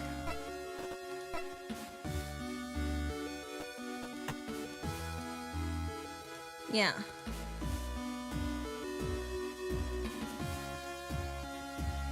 I wonder if all the terminals are working properly. I think like the only other place we can go to is Cassie's quarters. Yeah. You punch in the code in the terminal outside Cassie's quarters and smile. You definitely never forget your anniversary again after what you experienced today. Yep. Without Cassie here, you feel something about her room that makes you feel at home and welcome. Sigh, idly gazing around, tapping the toes of your shoes against the floor. Eventually, you stop to take a look at your watch. Seeing the time, you realize that you're not long until you're due to launch. You should really get going.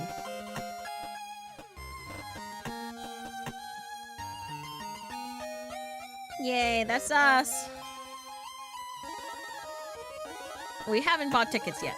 Oopsies. Yep, that's it. Okay, we better get going then. To the hangar. Yep.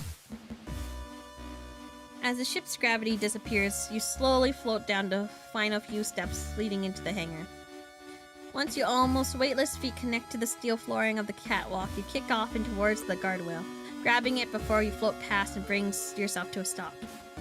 Ahead of you are your typical sights of the hangar, but for the first time since you boarded the Gundog, its expanse is filled with noise and motion rather than the usual near silence and stillness. You see Dalton floating from one segment of the furthest armor flame to another, clearly in the process of carrying out his pre-flight checks. He arrives at each new part. He opens an access panel, checking the hidden machinery and mechanism underneath, and slams the panel closed, occasionally stopping to take one tool or another from his belt to apply adjustment to the frame's inner workings. Alongside the erratic slamming of panels and whirring of electronic tools coming from Dalton, you also hear the back and forth of bickering between Hansen and Vanessa. You watch as Hansen, donning his flight suit, snap at the lieutenant and then kick off into the empty space of the hangar, swiftly followed by Vanessa, who does not let up on whatever it is she's trying to discuss. Glancing at your watch, you see it's almost the scheduled time to depart and start the mission. No use in putting it off any longer, I guess. Talk to Dalton first. Doing your best to not draw the attention of the squabbling Hansen and Vanessa, you wait until Dalton turns your way and then wave at him, gesturing for him to come over to you once you've caught his attention. Hey Dalton, how are the preparations going? Oh, Lieutenant, preparations are at ease, Cadet. Yes, Lieutenant. Sorry, Lieutenant. Don't worry about it. Everything alright, though?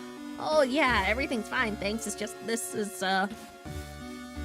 It's the first time I really had to prepare an armored frame for a real mission. Every other time has been for a drill or a test or something. I really don't want to screw it up. Hey, take it easy, Cadet. I'm sure you've done a good job. But what if I've done something wrong, then you and Ensign Cruz would... Slow down a second, Dalton. Sorry, Lieutenant. No problem, Cadet. Just take it easy. Tell me, have you ever screwed up any of your armored frame drills before? Oh, no. Any tests? No, I guess not. So why do you think you've done something wrong this time? I mean... I'm sorry, I guess I was just a bit nervous. Alright, Cadet, we've all been a bit nervous the first time we've had to do something for real. But I've seen how hard you work and what the Chief puts you through, so I'm sure you've got it all done up to her standards. Thanks, Lieutenant. Although she always makes me double check the actuators. What if I forgotten the actuators? I guess we talk to Vanessa and Hansen now.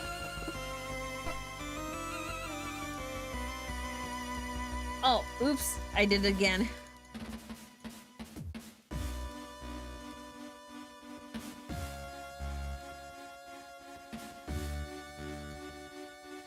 Okay, let's must talk to Hansen.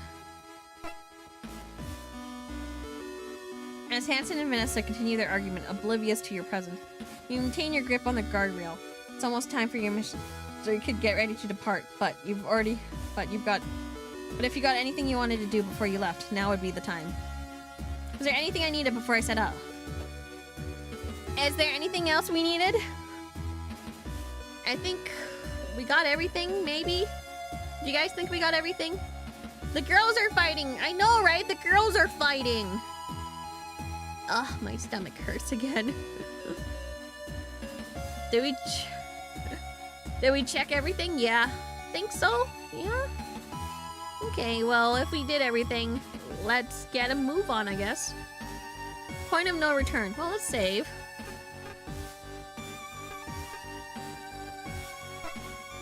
Yeah, let's save. Nice. My stomach really hurts, so I might actually not last too long here.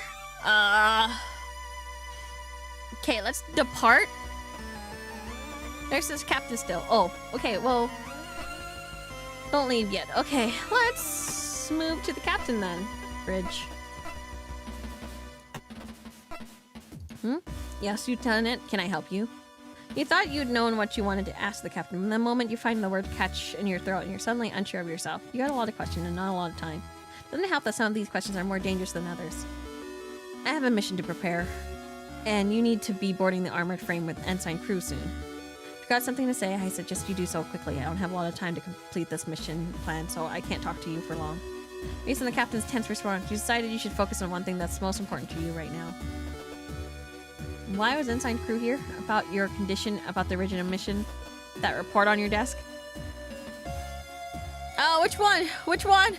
No, we can't ask about the report on the desk. That's like, isn't that like not a now thing? That's a later thing? Guys! Who the... Maybe I'm worried about our captain's condition. Because it looks like we can only ask about one thing.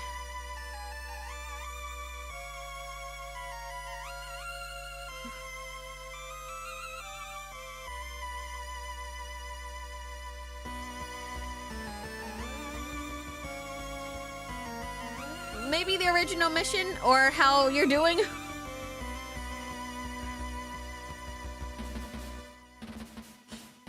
I don't know. I think we should ask later because it's like a, you know, she doesn't have a lot of time to talk.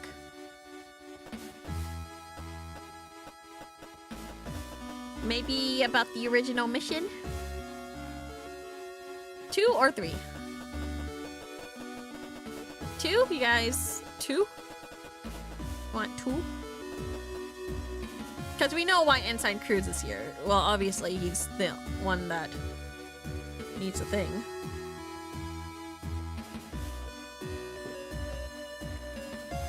Okay, 2? 2, okay. Your condition. Draw a deep breath and hold on to it for a moment. You're well aware of the risk of what you're about to ask, but you know you couldn't ignore what you'd seen in Captain's quarter, especially as she was about to send you out on a mission.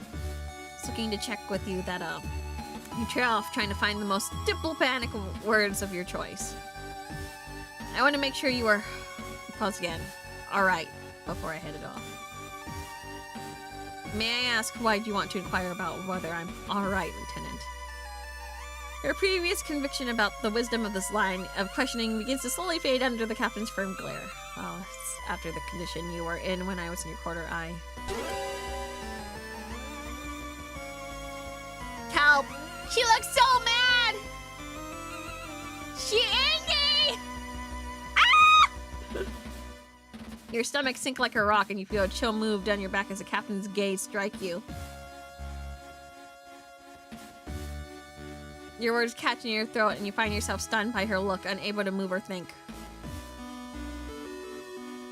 Lieutenant Poo-Poo, any condition I may have is thoroughly understood and managed by the ship's doctor, whose responsibility it is to ensure I am fit for duty. As such, it is not the head of security's task to make sure I'm alright. I forgot if I have like the thing. Hold on. Is that understood? Is that understood? There we go. With no other option available, you bring to you, but you agree. You silently nod your head before releasing a strangled. Yes, ma'am. Okay, we can save scum. Well, thank you for your concern, Lieutenant, but if that's all, I have a mission plan to complete. Yes, Captain. Very good, dismissed. We can save scum this. We can save scum this.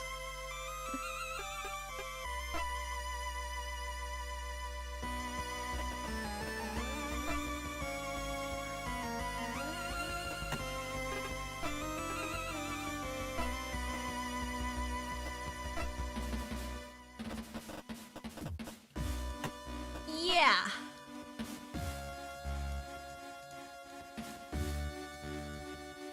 About the original mission? I'm gonna ask. You've not been given this thought as much attention as some of the others matters, but it feels more pressuring. But with Cassia in the sick bay and the thought of the gun dog remaining with what could be extremely dangerous territory doesn't sit well with you. It's regarding our original mission. Based on our current events, once we secure the O'Brien, what will our plan be? Well, Lieutenant, the gun dog's task was to provide backup or support as necessary, so what happens to that plan largely depends on what happened on board the O'Brien. If the crew are as resourceful as you and are alive and well, our task will be to get the O'Brien operational again. From there, we'll do our best to identify the source of whatever was happening and alert JCF at HQ. Of course, those on board the O'Brien weren't as fortunate as we were. The threat posed to a single Swift class would be deemed too great and would make our report whilst heading back to more secure territory. Meaning that if everyone on the O'Brien is dead, then our mission is already over. She's scary! Why do you ask, Lieutenant? It's because I want to make sure I'm not gonna freaking die.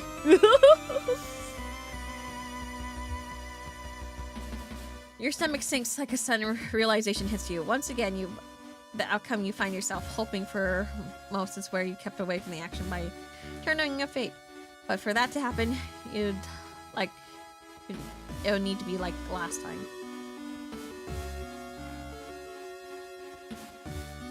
You find yourself almost nauseated at the fact you trade the well-being of everyone on board the O'Brien for both yours and Cassie's safety. Despite that, you couldn't stop yourself from having that thought. Lieutenant Poo-Poo? Oh, no particular reason, ma'am. Just looking to plan ahead. Very good, Lieutenant. Now, if you wouldn't mind, I've got a mission to plan. I need to complete. Of course, ma'am. Thank you. With that, you step away from the captain, who resumes inputting information into the control panel.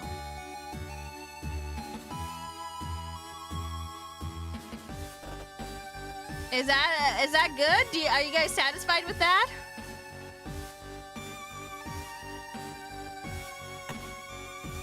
Are we okay with that? Unless you guys want to figure out why Ensign is there. Snippet, what do you think? It's fine, I think. Seems better.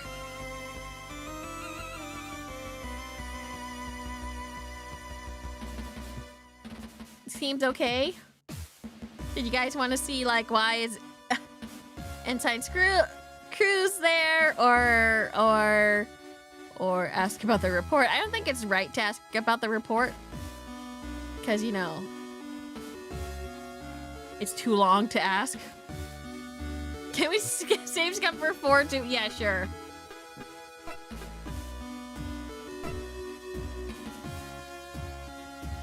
And then we'll just go back.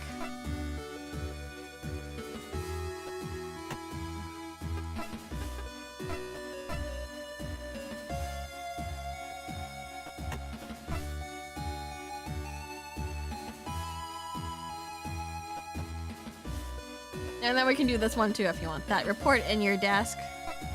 Takes you a moment to work up the confidence to ask the question as the captain fixes her gaze on you. Eventually, you decide the best approach is simply to be direct as possible. I read the report, Captain. Report, Lieutenant. You draw a deep breath. You've come this far. There was no sense in turning back now. The report on your desk, ma'am. It was there alongside the codes.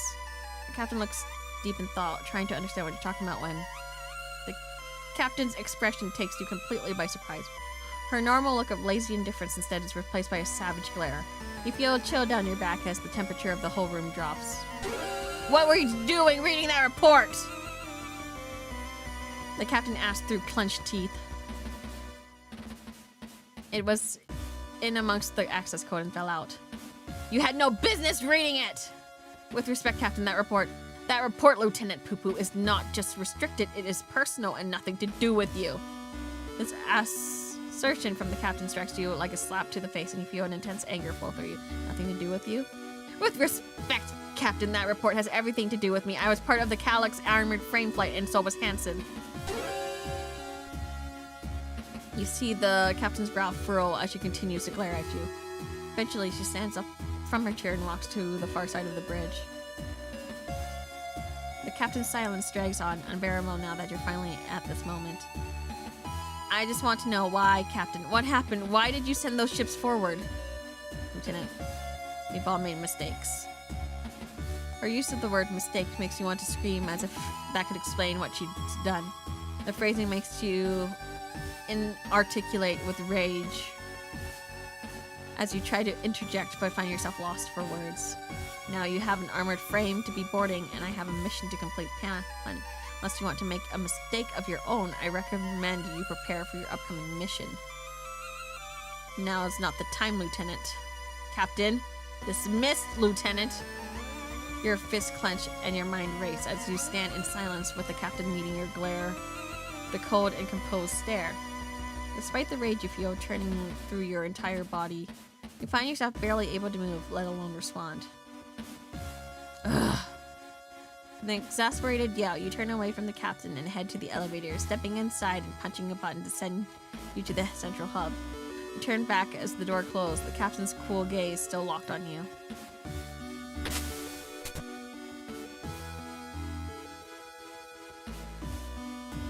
As the elevator takes you to the central hub, you slam your fist into the nearby wall. Now may not be the time, you decide, but soon. You pace back and forth within the cramped confines of the elevator, barely holding onto your anger. Eventually, you rest your forearms and head against the cool steel of the elevator's wall, exhaling deeply. I have a mission to get on with. I don't have time for this now. You swallow your anger, determined that the captain won't be able to dodge your question for long. Maybe that is the right one. Save scum again!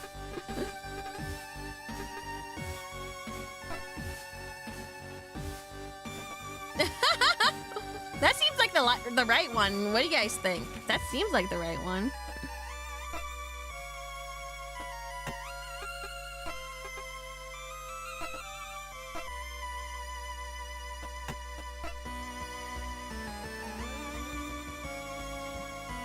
That was better than asking if she's okay. I know, right? Why was Inside Cruise here? After a moment, your mind settles on what had been bothering you the most during the meeting. Just wondering, I know Ensign's cruise is part of the mission, but that wasn't planned until the end of the meeting. What was he doing here? It's just I've thought that would be obvious, Lieutenant. Much like yourself, Chief Engineer Cathays and Lieutenant Lord Ensign Cruz is a vital part of the effort to reactivate the gun. Was a vital part of the effort to reactivate the Gundog systems. What? At least that's how I understand events from Lieutenant Lord's report.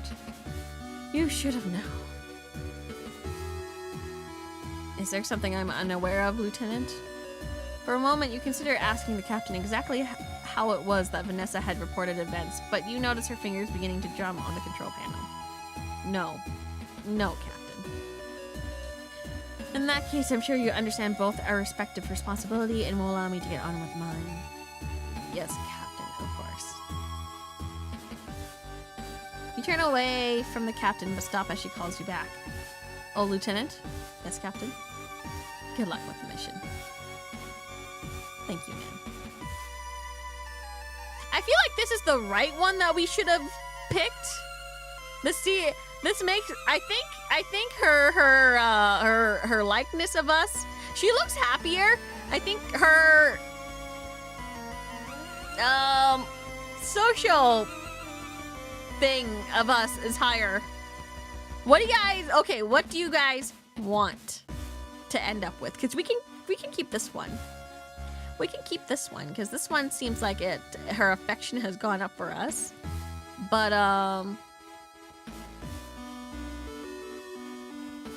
this one is good. You guys want us to deal with this one? We can do this one, or we do the other one, which seems like it may be more story related, question mark.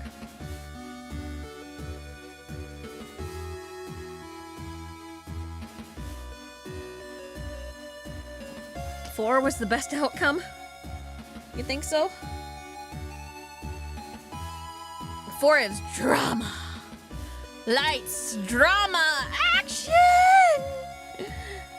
So it depends on which you guys like. What you like. What you like. My tummy hurts still.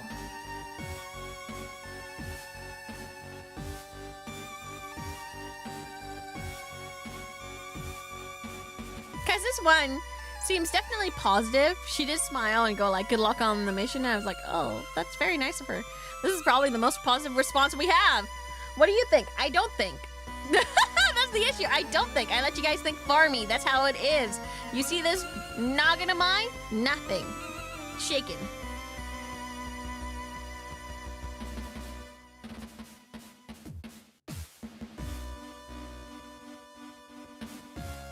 One or three? Literally everything but 2 was good. I know, right? That probably plummeted our like relationship if there is one. She calls you a goof, then says good luck. Yeah, affectionate, right?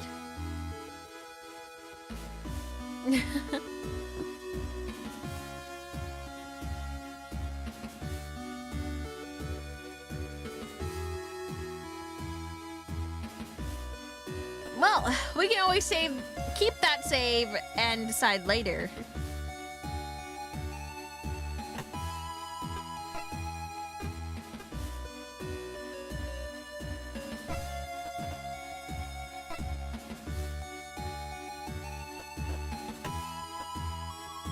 We already talked to Dalton. I guess we talked to Hansen now, or Vanessa.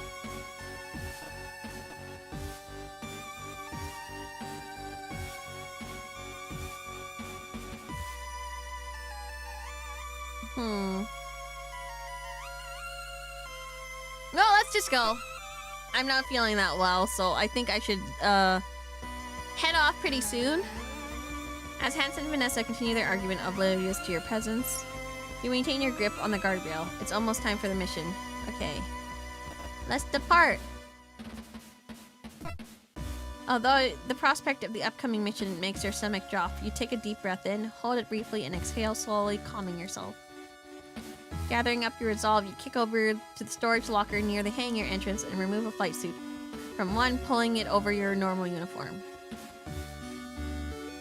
It had taken you much longer to get the suit on earlier thanks to that unwelcome refresher, and now slide it on relatively effortlessly. After closing the clasps on the last of the suit's seal, you take the helmet from the locker and tuck it under your arm, turning back to face the main hangar. Oh my gosh, it's Sancha! Congratulations, Prismia!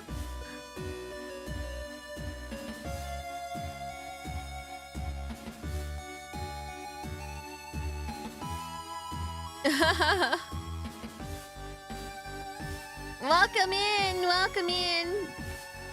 Hold on. I gotta give you the hot girl shield now.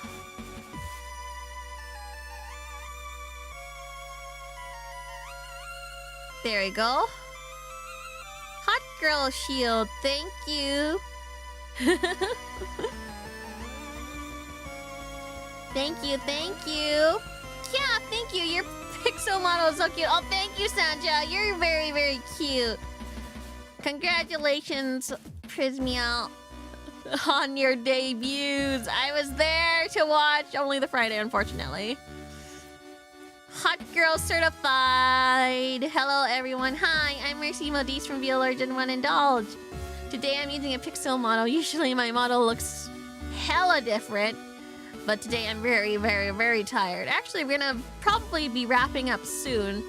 We're playing Stories from Seoul, The Gun Dog.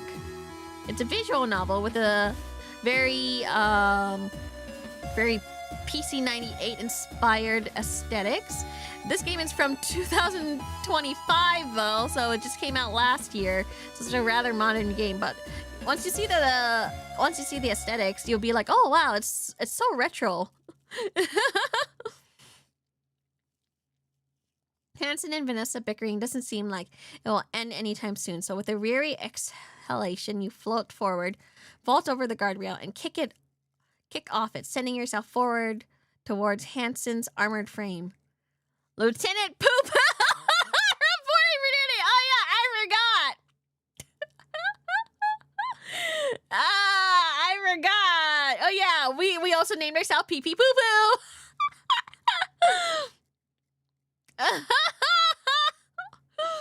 Yeah, we named ourselves Pee Pee Poo Poo! Oopsies. Thank you, Lappy Puppy, for sending out 5 gifted subby wubbies. Thank you. Sorry, not subby wubbies. Wow. I'm talking like Twitch, and I haven't been on Twitch for a long time. Thank you for the membies. I haven't been on Twitch for a long time. I almost said subby wubbies. Wow.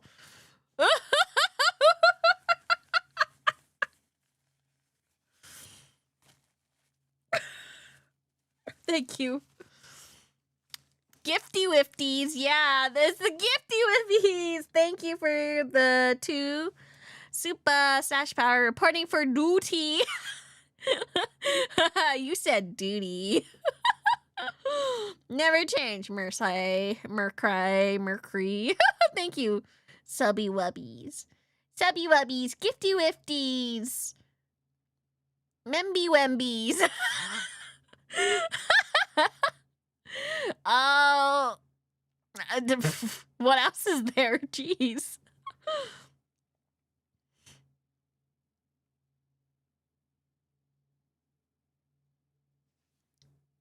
Oh. Okay. Whoa, my eyes. You announce loudly as you grab on the shoulder of the armored frame. This is the armored frame, by the way. This cool robo thingy that looks like the one from Gundam, the Zaku. Kind of Zaku-like. Don't you guys think it's kind of Zaku-like? I think it's kind of Zaku.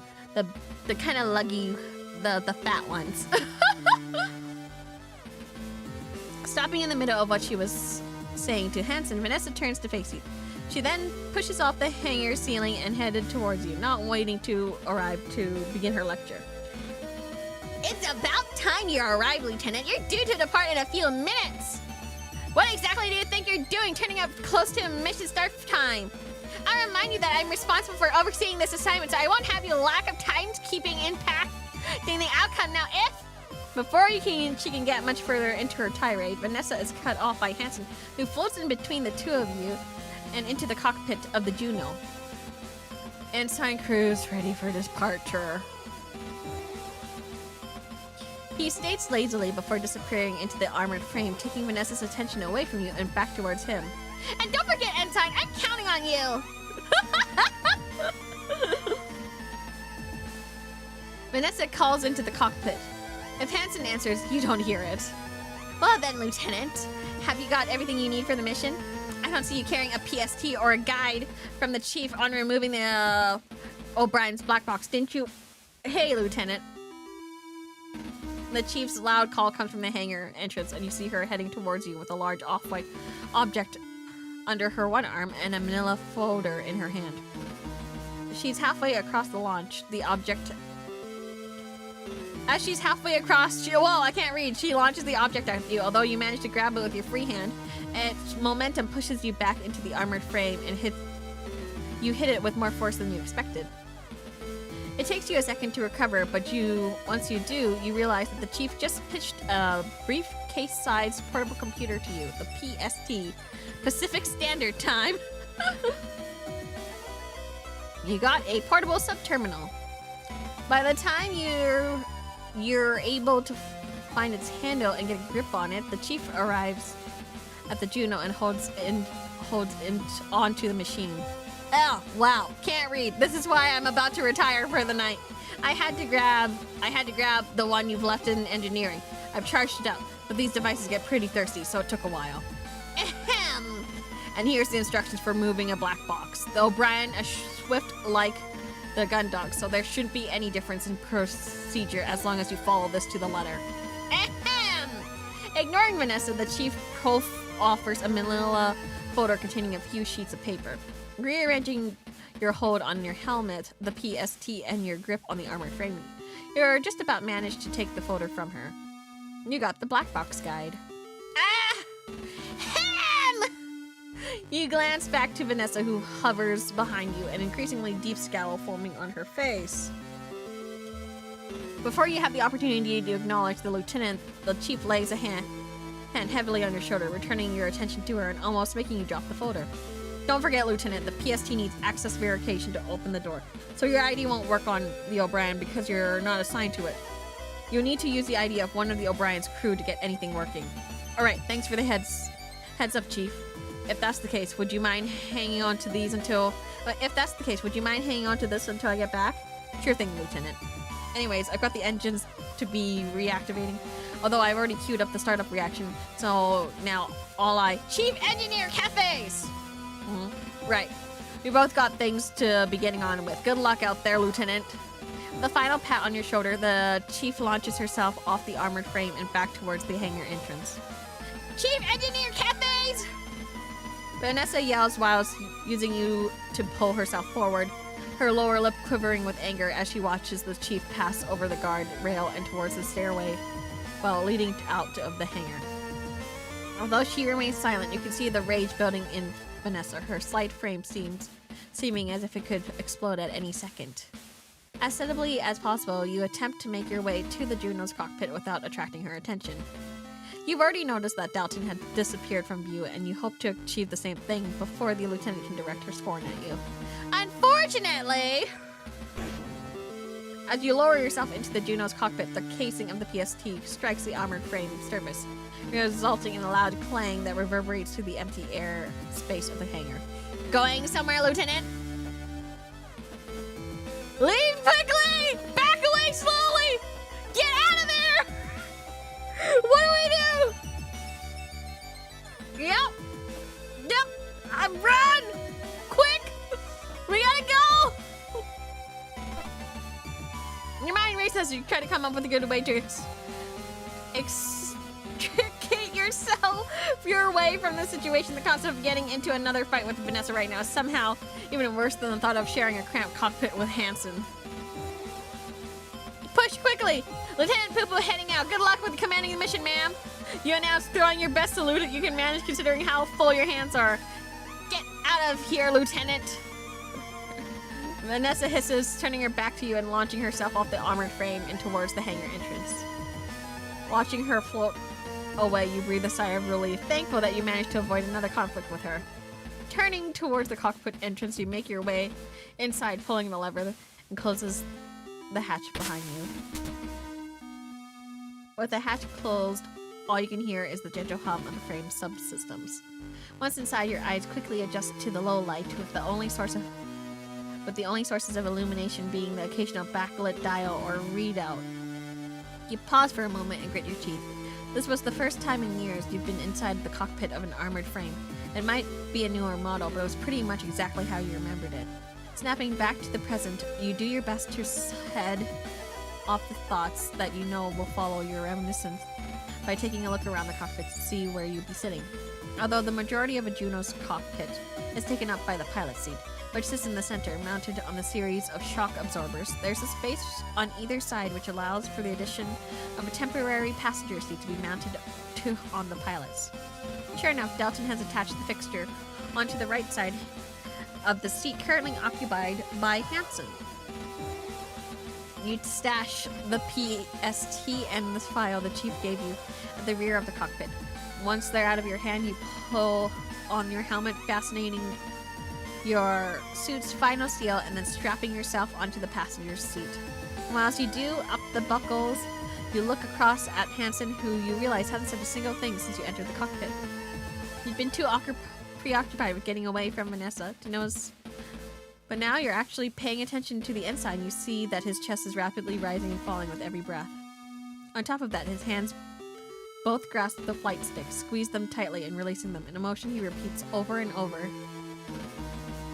Despite the fact that you're looking right at him, he hasn't noticed you. Instead, his focus seems purely on the monitor in front of him. Hey, Ensign Cruz? Are you, okay? There's a slight delay. A second after you ask, Hansen releases his grip on the flight sticks and turns to face you. The tense expression he just had suddenly replaced by his normal countenance. What?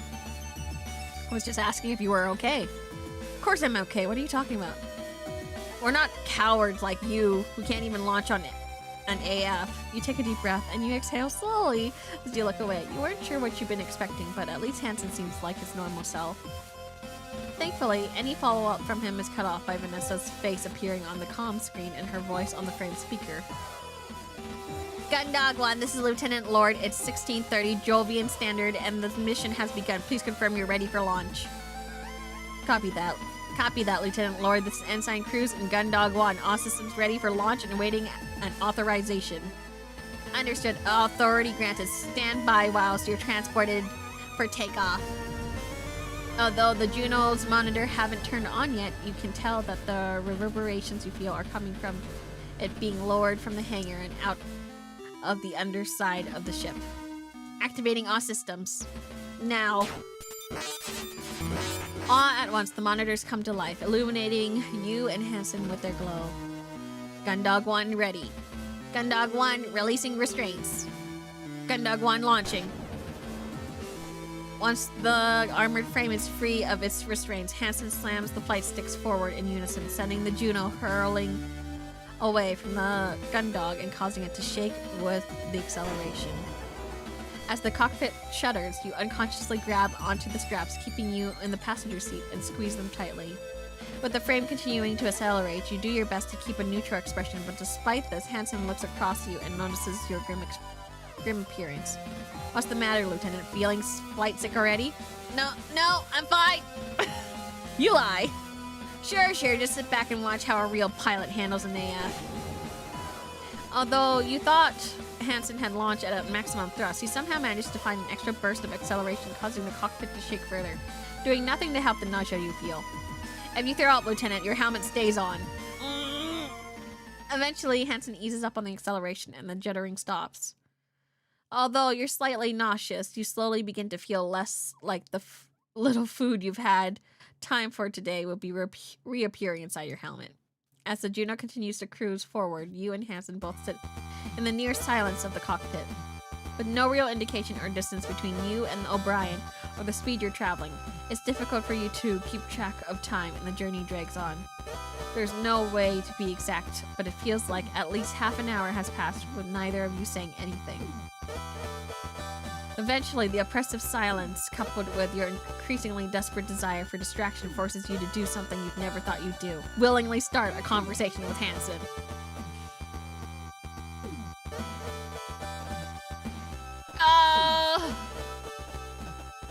Ask about Haru? Sure. About Haru? How long have you known Haru? What are you asking? I'm just asking how long you've known Haru. What, are you into them? What? No, I was only... Oh man, I can't believe you're into Haru. They're gonna love this. I'm not into Haru. Does Quinn know?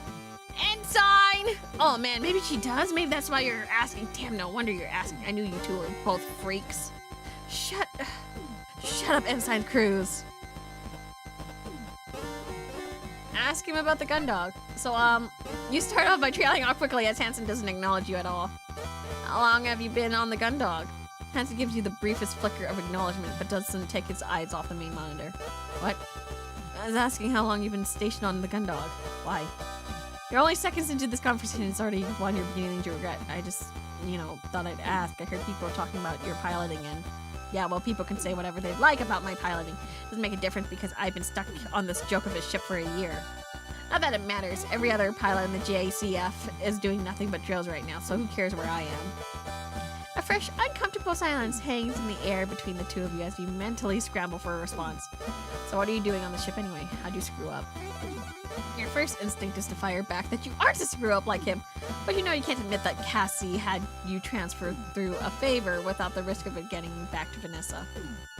I didn't screw up anything. I just got transferred here at short notice to fill the role, that's all. Whatever, Lieutenant.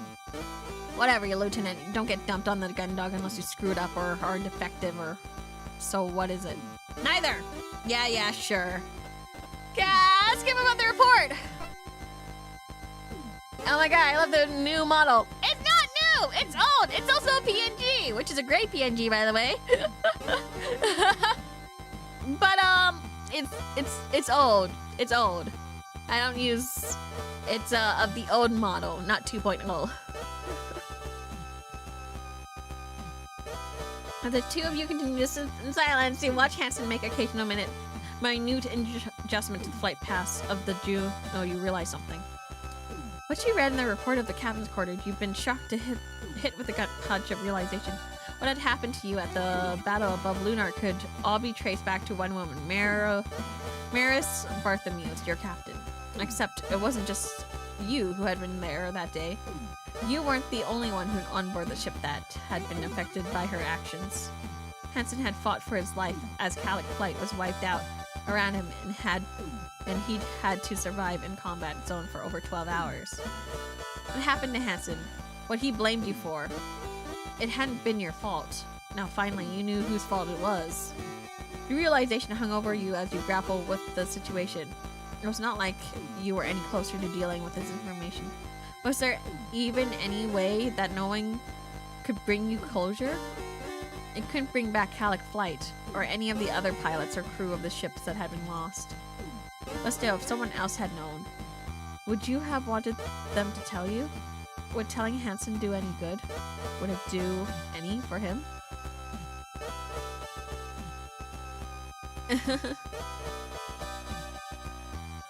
Those thoughts almost overwhelm me as you try to wrestle with what you should do until suddenly you just blurt out, "When I was in the captain's quarter, I found a report." What? You take a deep breath. You started now, and there's no going back.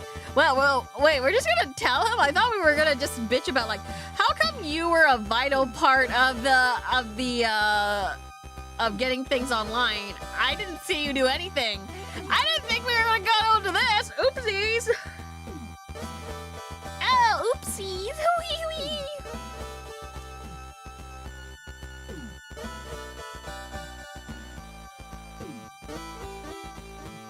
When I was in the captain's quarter looking for the codes to reactivate the gun, I found a report in the captain's desk.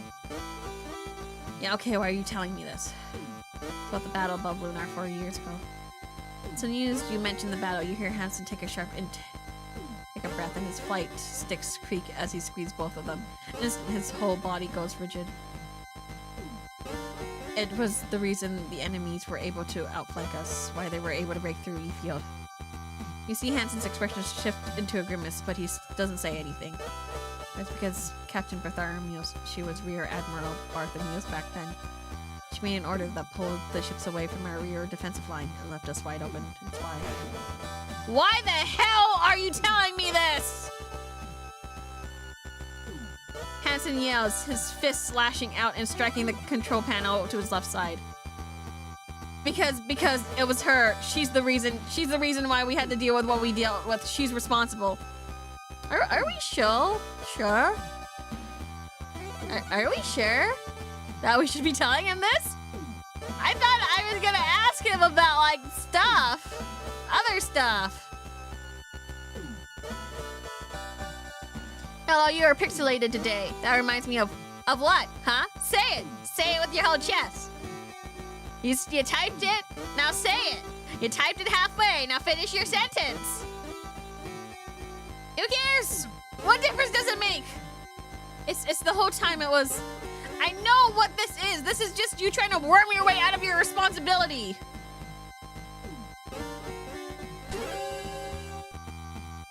What? No, I wasn't my fault. I was just... Shut up. Don't try to get out of this. It doesn't matter why it happened. You weren't there. You weren't there when we needed you. You were... It wasn't my fault. Just shut up. This time, Hansen's fist connects with the side of his seat that yours is mounted to you, making the whole thing shudder and activating the shock absorbers. With that, the two of you fall back in uneasy silence. This time, though, you have no desire to rekindle any conversation, instead allowing the silence to stretch on for the remaining duration of the journey. With no other sounds beyond the almost imperceptible background noise of the cockpit and the Juno's monitor showing nothing but stars, your mind drifts, bouncing from thought to thought. The warmth of the cockpit and the gentle vibrations caused by the shuddering of the Juno's engine cause your thoughts to idle and slow. Eventually, without realizing it, you begin to drift off to sleep.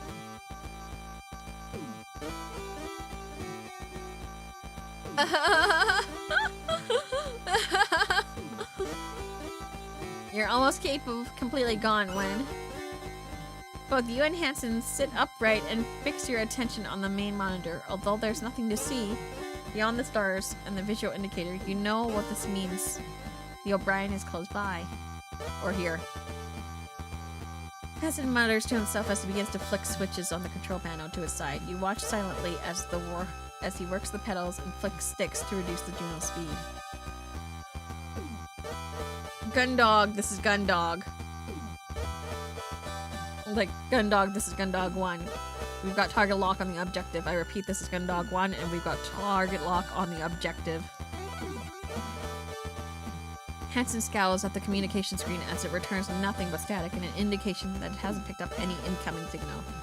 He quickly resets the switches to the control panel before activating them again. I repeat, Gundog, this is Gundog 1. We've target lock on the objective. Do you read? Piece of junk. With his foot strikes the paneling underneath the main monitor, causing it to flicker momentarily, but doing nothing to help obtain a signal. With the O'Brien now visible on the screen, you remain silent as Hansen continues to deactivate and reactivate the Juno's transmission system. Gundog, this is Gundog 1. We've target lock on the objective. I repeat, Gundog, this is Gundog 1. We've got target lock. God damn it, Lord. Where the hell are you? Hello? Hello? This time, Hansen fist strikes the main monitor. Thankfully, for both of you, the reinforced glass of the screen remains undamaged. As you move far away from Hansen, as the restraints of your temporary seat will allow, you always knew he was hot-headed, but that didn't make this any easier to deal with.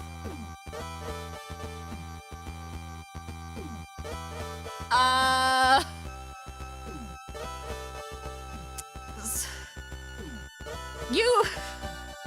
In my opinion, in my honest anger opinion, usually you just let the anger go. You let the anger flow, and then once the anger is done, then it will be ready for, you know. I think 2 will make it worse.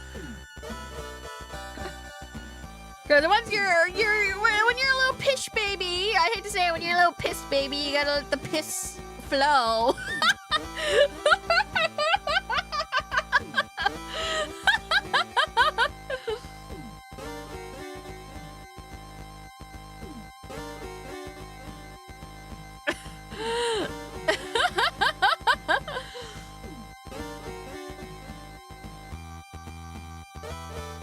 At least that's my opinion.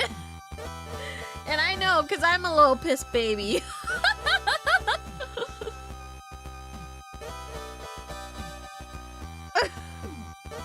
At least that's my opinion, but I don't know.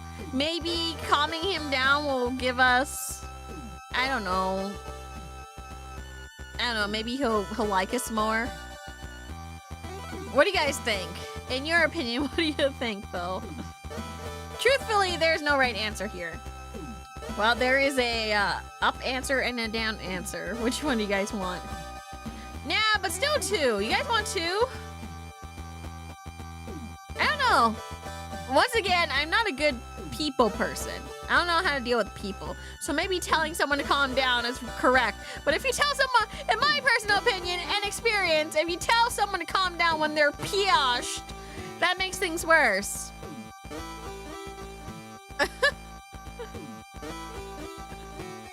I'd go with 1. Okay, let's go with 1. You cross your arms and look away as Hansen continues to attempt reestablishing contact with the gun dog. Each time he does, his efforts are met with the same familiar static.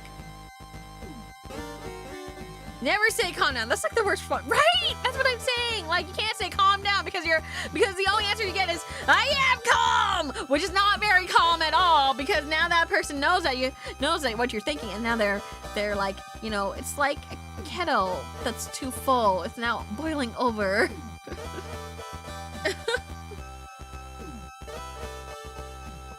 It is now boiling over. It is now over. Come on, what's wrong with this piece of crap? Gun dog, come in! Ugh. This carries on for a few more minutes, but you do nothing to attempt to offer a solution or solve the problem. In his current mood, you don't feel that Hansen would take any suggestion well. Eventually, he throws himself back in his seat, causing both his and yours to rock. You still steady yourself. He grips the twin flight sticks and increases the frame's thrust. Fine, it's not like we don't know what we're doing. This is Gun Dog in case anyone out there can actually hear us. We're approaching the JFS O'Brien. We're carrying out the visual inspection of the O'Brien now. With the O'Brien now close enough for you to actually make out its finer details, Hansen decelerates the frame, bringing it to nearly a complete stop. Deftly adjusting the Juno's orientation, he then begins to circle the Swift-class ship, and the two of you focus on the monitor, trying to identify anything out of the ordinary on the O'Brien before you get closer. Wait a second, is that? You point to the O'Brien's main airlock, and Hansen quickly sets a camera to zoom in on it. Wide open. Looks like someone tried the same stunt as you. No, that's not it. I closed the secondary airlock door behind me. Both of these are open, which means the ship must be completely depressured. Yeah, if that happened when the power was off, none of the emergency bulkheads would have been able to close. The two of you sit in silence, both considering what you've just found out. If the same thing had happened to the O'Brien as the gun dog, and someone had opened both airlocks, and what little breathable air was left on the ship would have been sucked out into space. We've still got a mission to do, come on. You nods silently in agreement, and Hansen, apparently sobered by the realization, moves the armored frame towards the airlock. This isn't necessarily the end, you think, but if some of the crews were lucky, they might have been able to get their spacesuits on before they ran out of air. They would be running low on oxygen by now, but this is Gundog 1 docking with the O'Brien. No, only meters away from the other ship, Hansen brings the Juno to a complete stop, and with a surprising amount of delicacy, it reaches out with one arm, grabbing hold of a protrusion from the ship and anchoring itself. All right, let's go. With a well-practiced motion, Hansen releases himself from his seat harness, moving forward and grabs the lever to open the cockpit hatch. As soon as it opens, you feel the rush of the cockpit's air escaping. Meanwhile, Hansen pulls himself out and steps onto the airlock. Having a slightly harder time with the straps on your harness, it gives you a few moments longer to release yourself. Once free, you gather up the PST and the instructions the chief had given you before making your way out of the Juno. The two of you tentatively make your way from the airlock itself to the room beyond. Although nothing is obviously broken or wrong, the fact that you're standing in the area identical to the one on the gun dog, but open to space and completely uninhabitable, sends a shiver down your spine. You look to Hansen and see him mouthing something that you can't hear. You continue to stand there in confusion as Hansen wordlessly gestures at you until you look exasperated. It takes you a little moment you realize what's going on and reach up to the radio in your chest panel, flicking the switch as that activates it. It's about time you figured that out, Lieutenant. Hansen's voice crack goes over your helmet speaker. Unlike the Juno, where the cockpit was pressured, you could hear each other. You now find yourself standing on a complete vacuum. There's no sound. There's where no sound can travel. So what's the plan? You turn to survey the empty void of the airlock. The first priority given by the captain was assisting the crew of the O'Brien to get their ship back online. But judging the current state of things, you weren't sure you have much luck with that. The plan. You say to yourself more than Hansen as you go over the current situation in your mind. That's right, Lieutenant, the plan. Right now, you've got rank, so without Lords screeching down our comms line, this is on you. Unless you're after a trip down memory lane and want to sit in that Juno cockpit whilst I do everything. Mix of shame and anger swells inside you as you bite down your tongue not to snap at Hansen at the first thing that comes to mind. Stow it, ensign. Despite the way he said it, he wasn't wrong. With nothing coming from the gun dog, you are now the highest ranking officer involved in this mission. Alright, the first priority was to assist the crew. It doesn't look like anyone's going to be in this part of the ship, but we still need to try. Since I've used the PST before, it's going to be easier for me to carry out that search. Whilst I'm doing that, you can start removing the the ship's black box. Wow, I can't read. You hold out the manila folder that the chief had given you on the gun dog, and Hansen takes it from you, clumsily flicking through it with his gloved hand. It's on the bridge, huh? How are we gonna get up there? The same way I did on the gun dog. Come on. You turn around and head to the ship, eventually arriving at the central hub. Okay then, Lieutenant, now what? As you walk past Hansen, where the maintenance hatch is located next to the elevator, take the opportunity to quickly switch your radio off, tell Hansen exactly what he can do next, then switch it back on.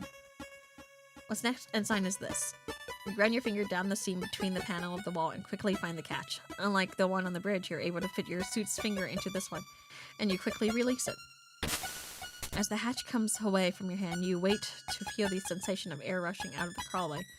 Unfortunately, you feel nothing, confirming that one of the fears you had about the ship and her crew. Placing the hatch down, you turn to Hansen, saying nothing about your discovery and instead gesturing to the ladder. On top of the ladder, you find another panel like this, one that leads to the bridge. To release it, all you need to do is push the catch from the inside. Think you can handle that? What do you think, Lieutenant? You're not dealing with some dumb security officer here or anything. Let a pilot show you what's done. With a swagger that only exaggerated by the bulk of his suit, Hansen strides past you, steps into the access tunnel, and heads up the ladder. You take one opportunity to turn your radio off again and tell him what you really think about pilots. Once you're done, you switch it back on in case he sends any transmission. Now you've set him to work, it's up to you to try and find any survivors of the O'Brien crew and use their help to get the ship back online. You look around the empty central hub and the same silence that you previously filled the gun dog, now filling your helmet. After a moment of contemplation, you head towards the first place you think may be fruitful to explore. Okay. This is gonna turn into Alien. I really like Alien-inspired stuff. Like, I really like Lily Cat. It's an anime. I'm pretty sure it's inspired by Alien. It's really, really nice. And I like it a lot. Can you quick travel here? Nope. Okay. Let's check the sick bay. You reach out into the maintenance crawlway and grab a rung on the ladder. Stepping forward, you place your feet onto another rung that you can barely see, and then instead of following Hansen up, start moving downward.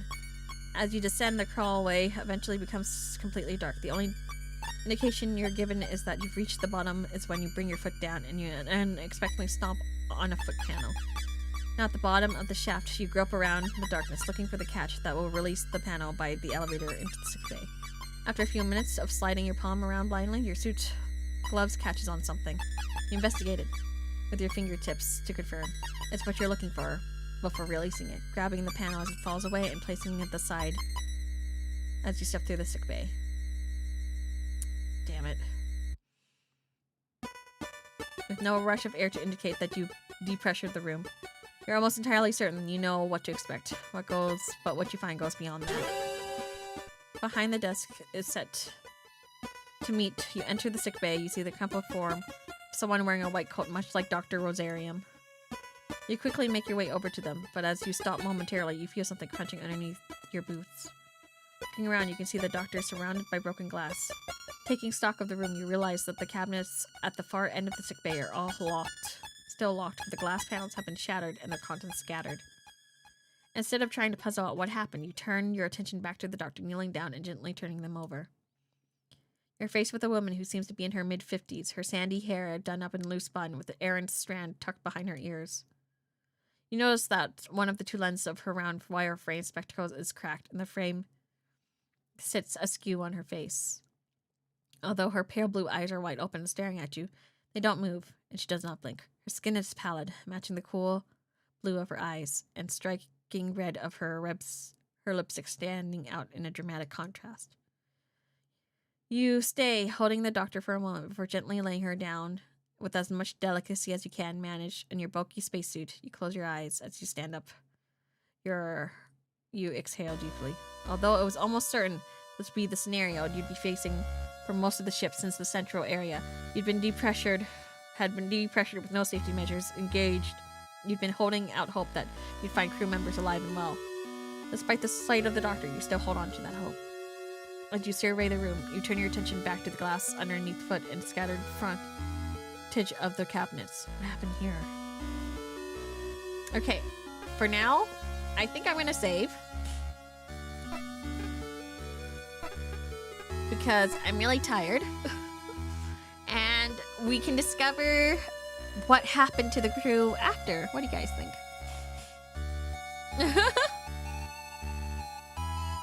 Are you guys excited? I'm sorry, it's a very, very late night stream, and I'm kind of tired, so we're gonna be winding down. Let me just check if anyone's online. Hope you guys had a good time. I'm sorry that my schedule is a little bit wild, I guess.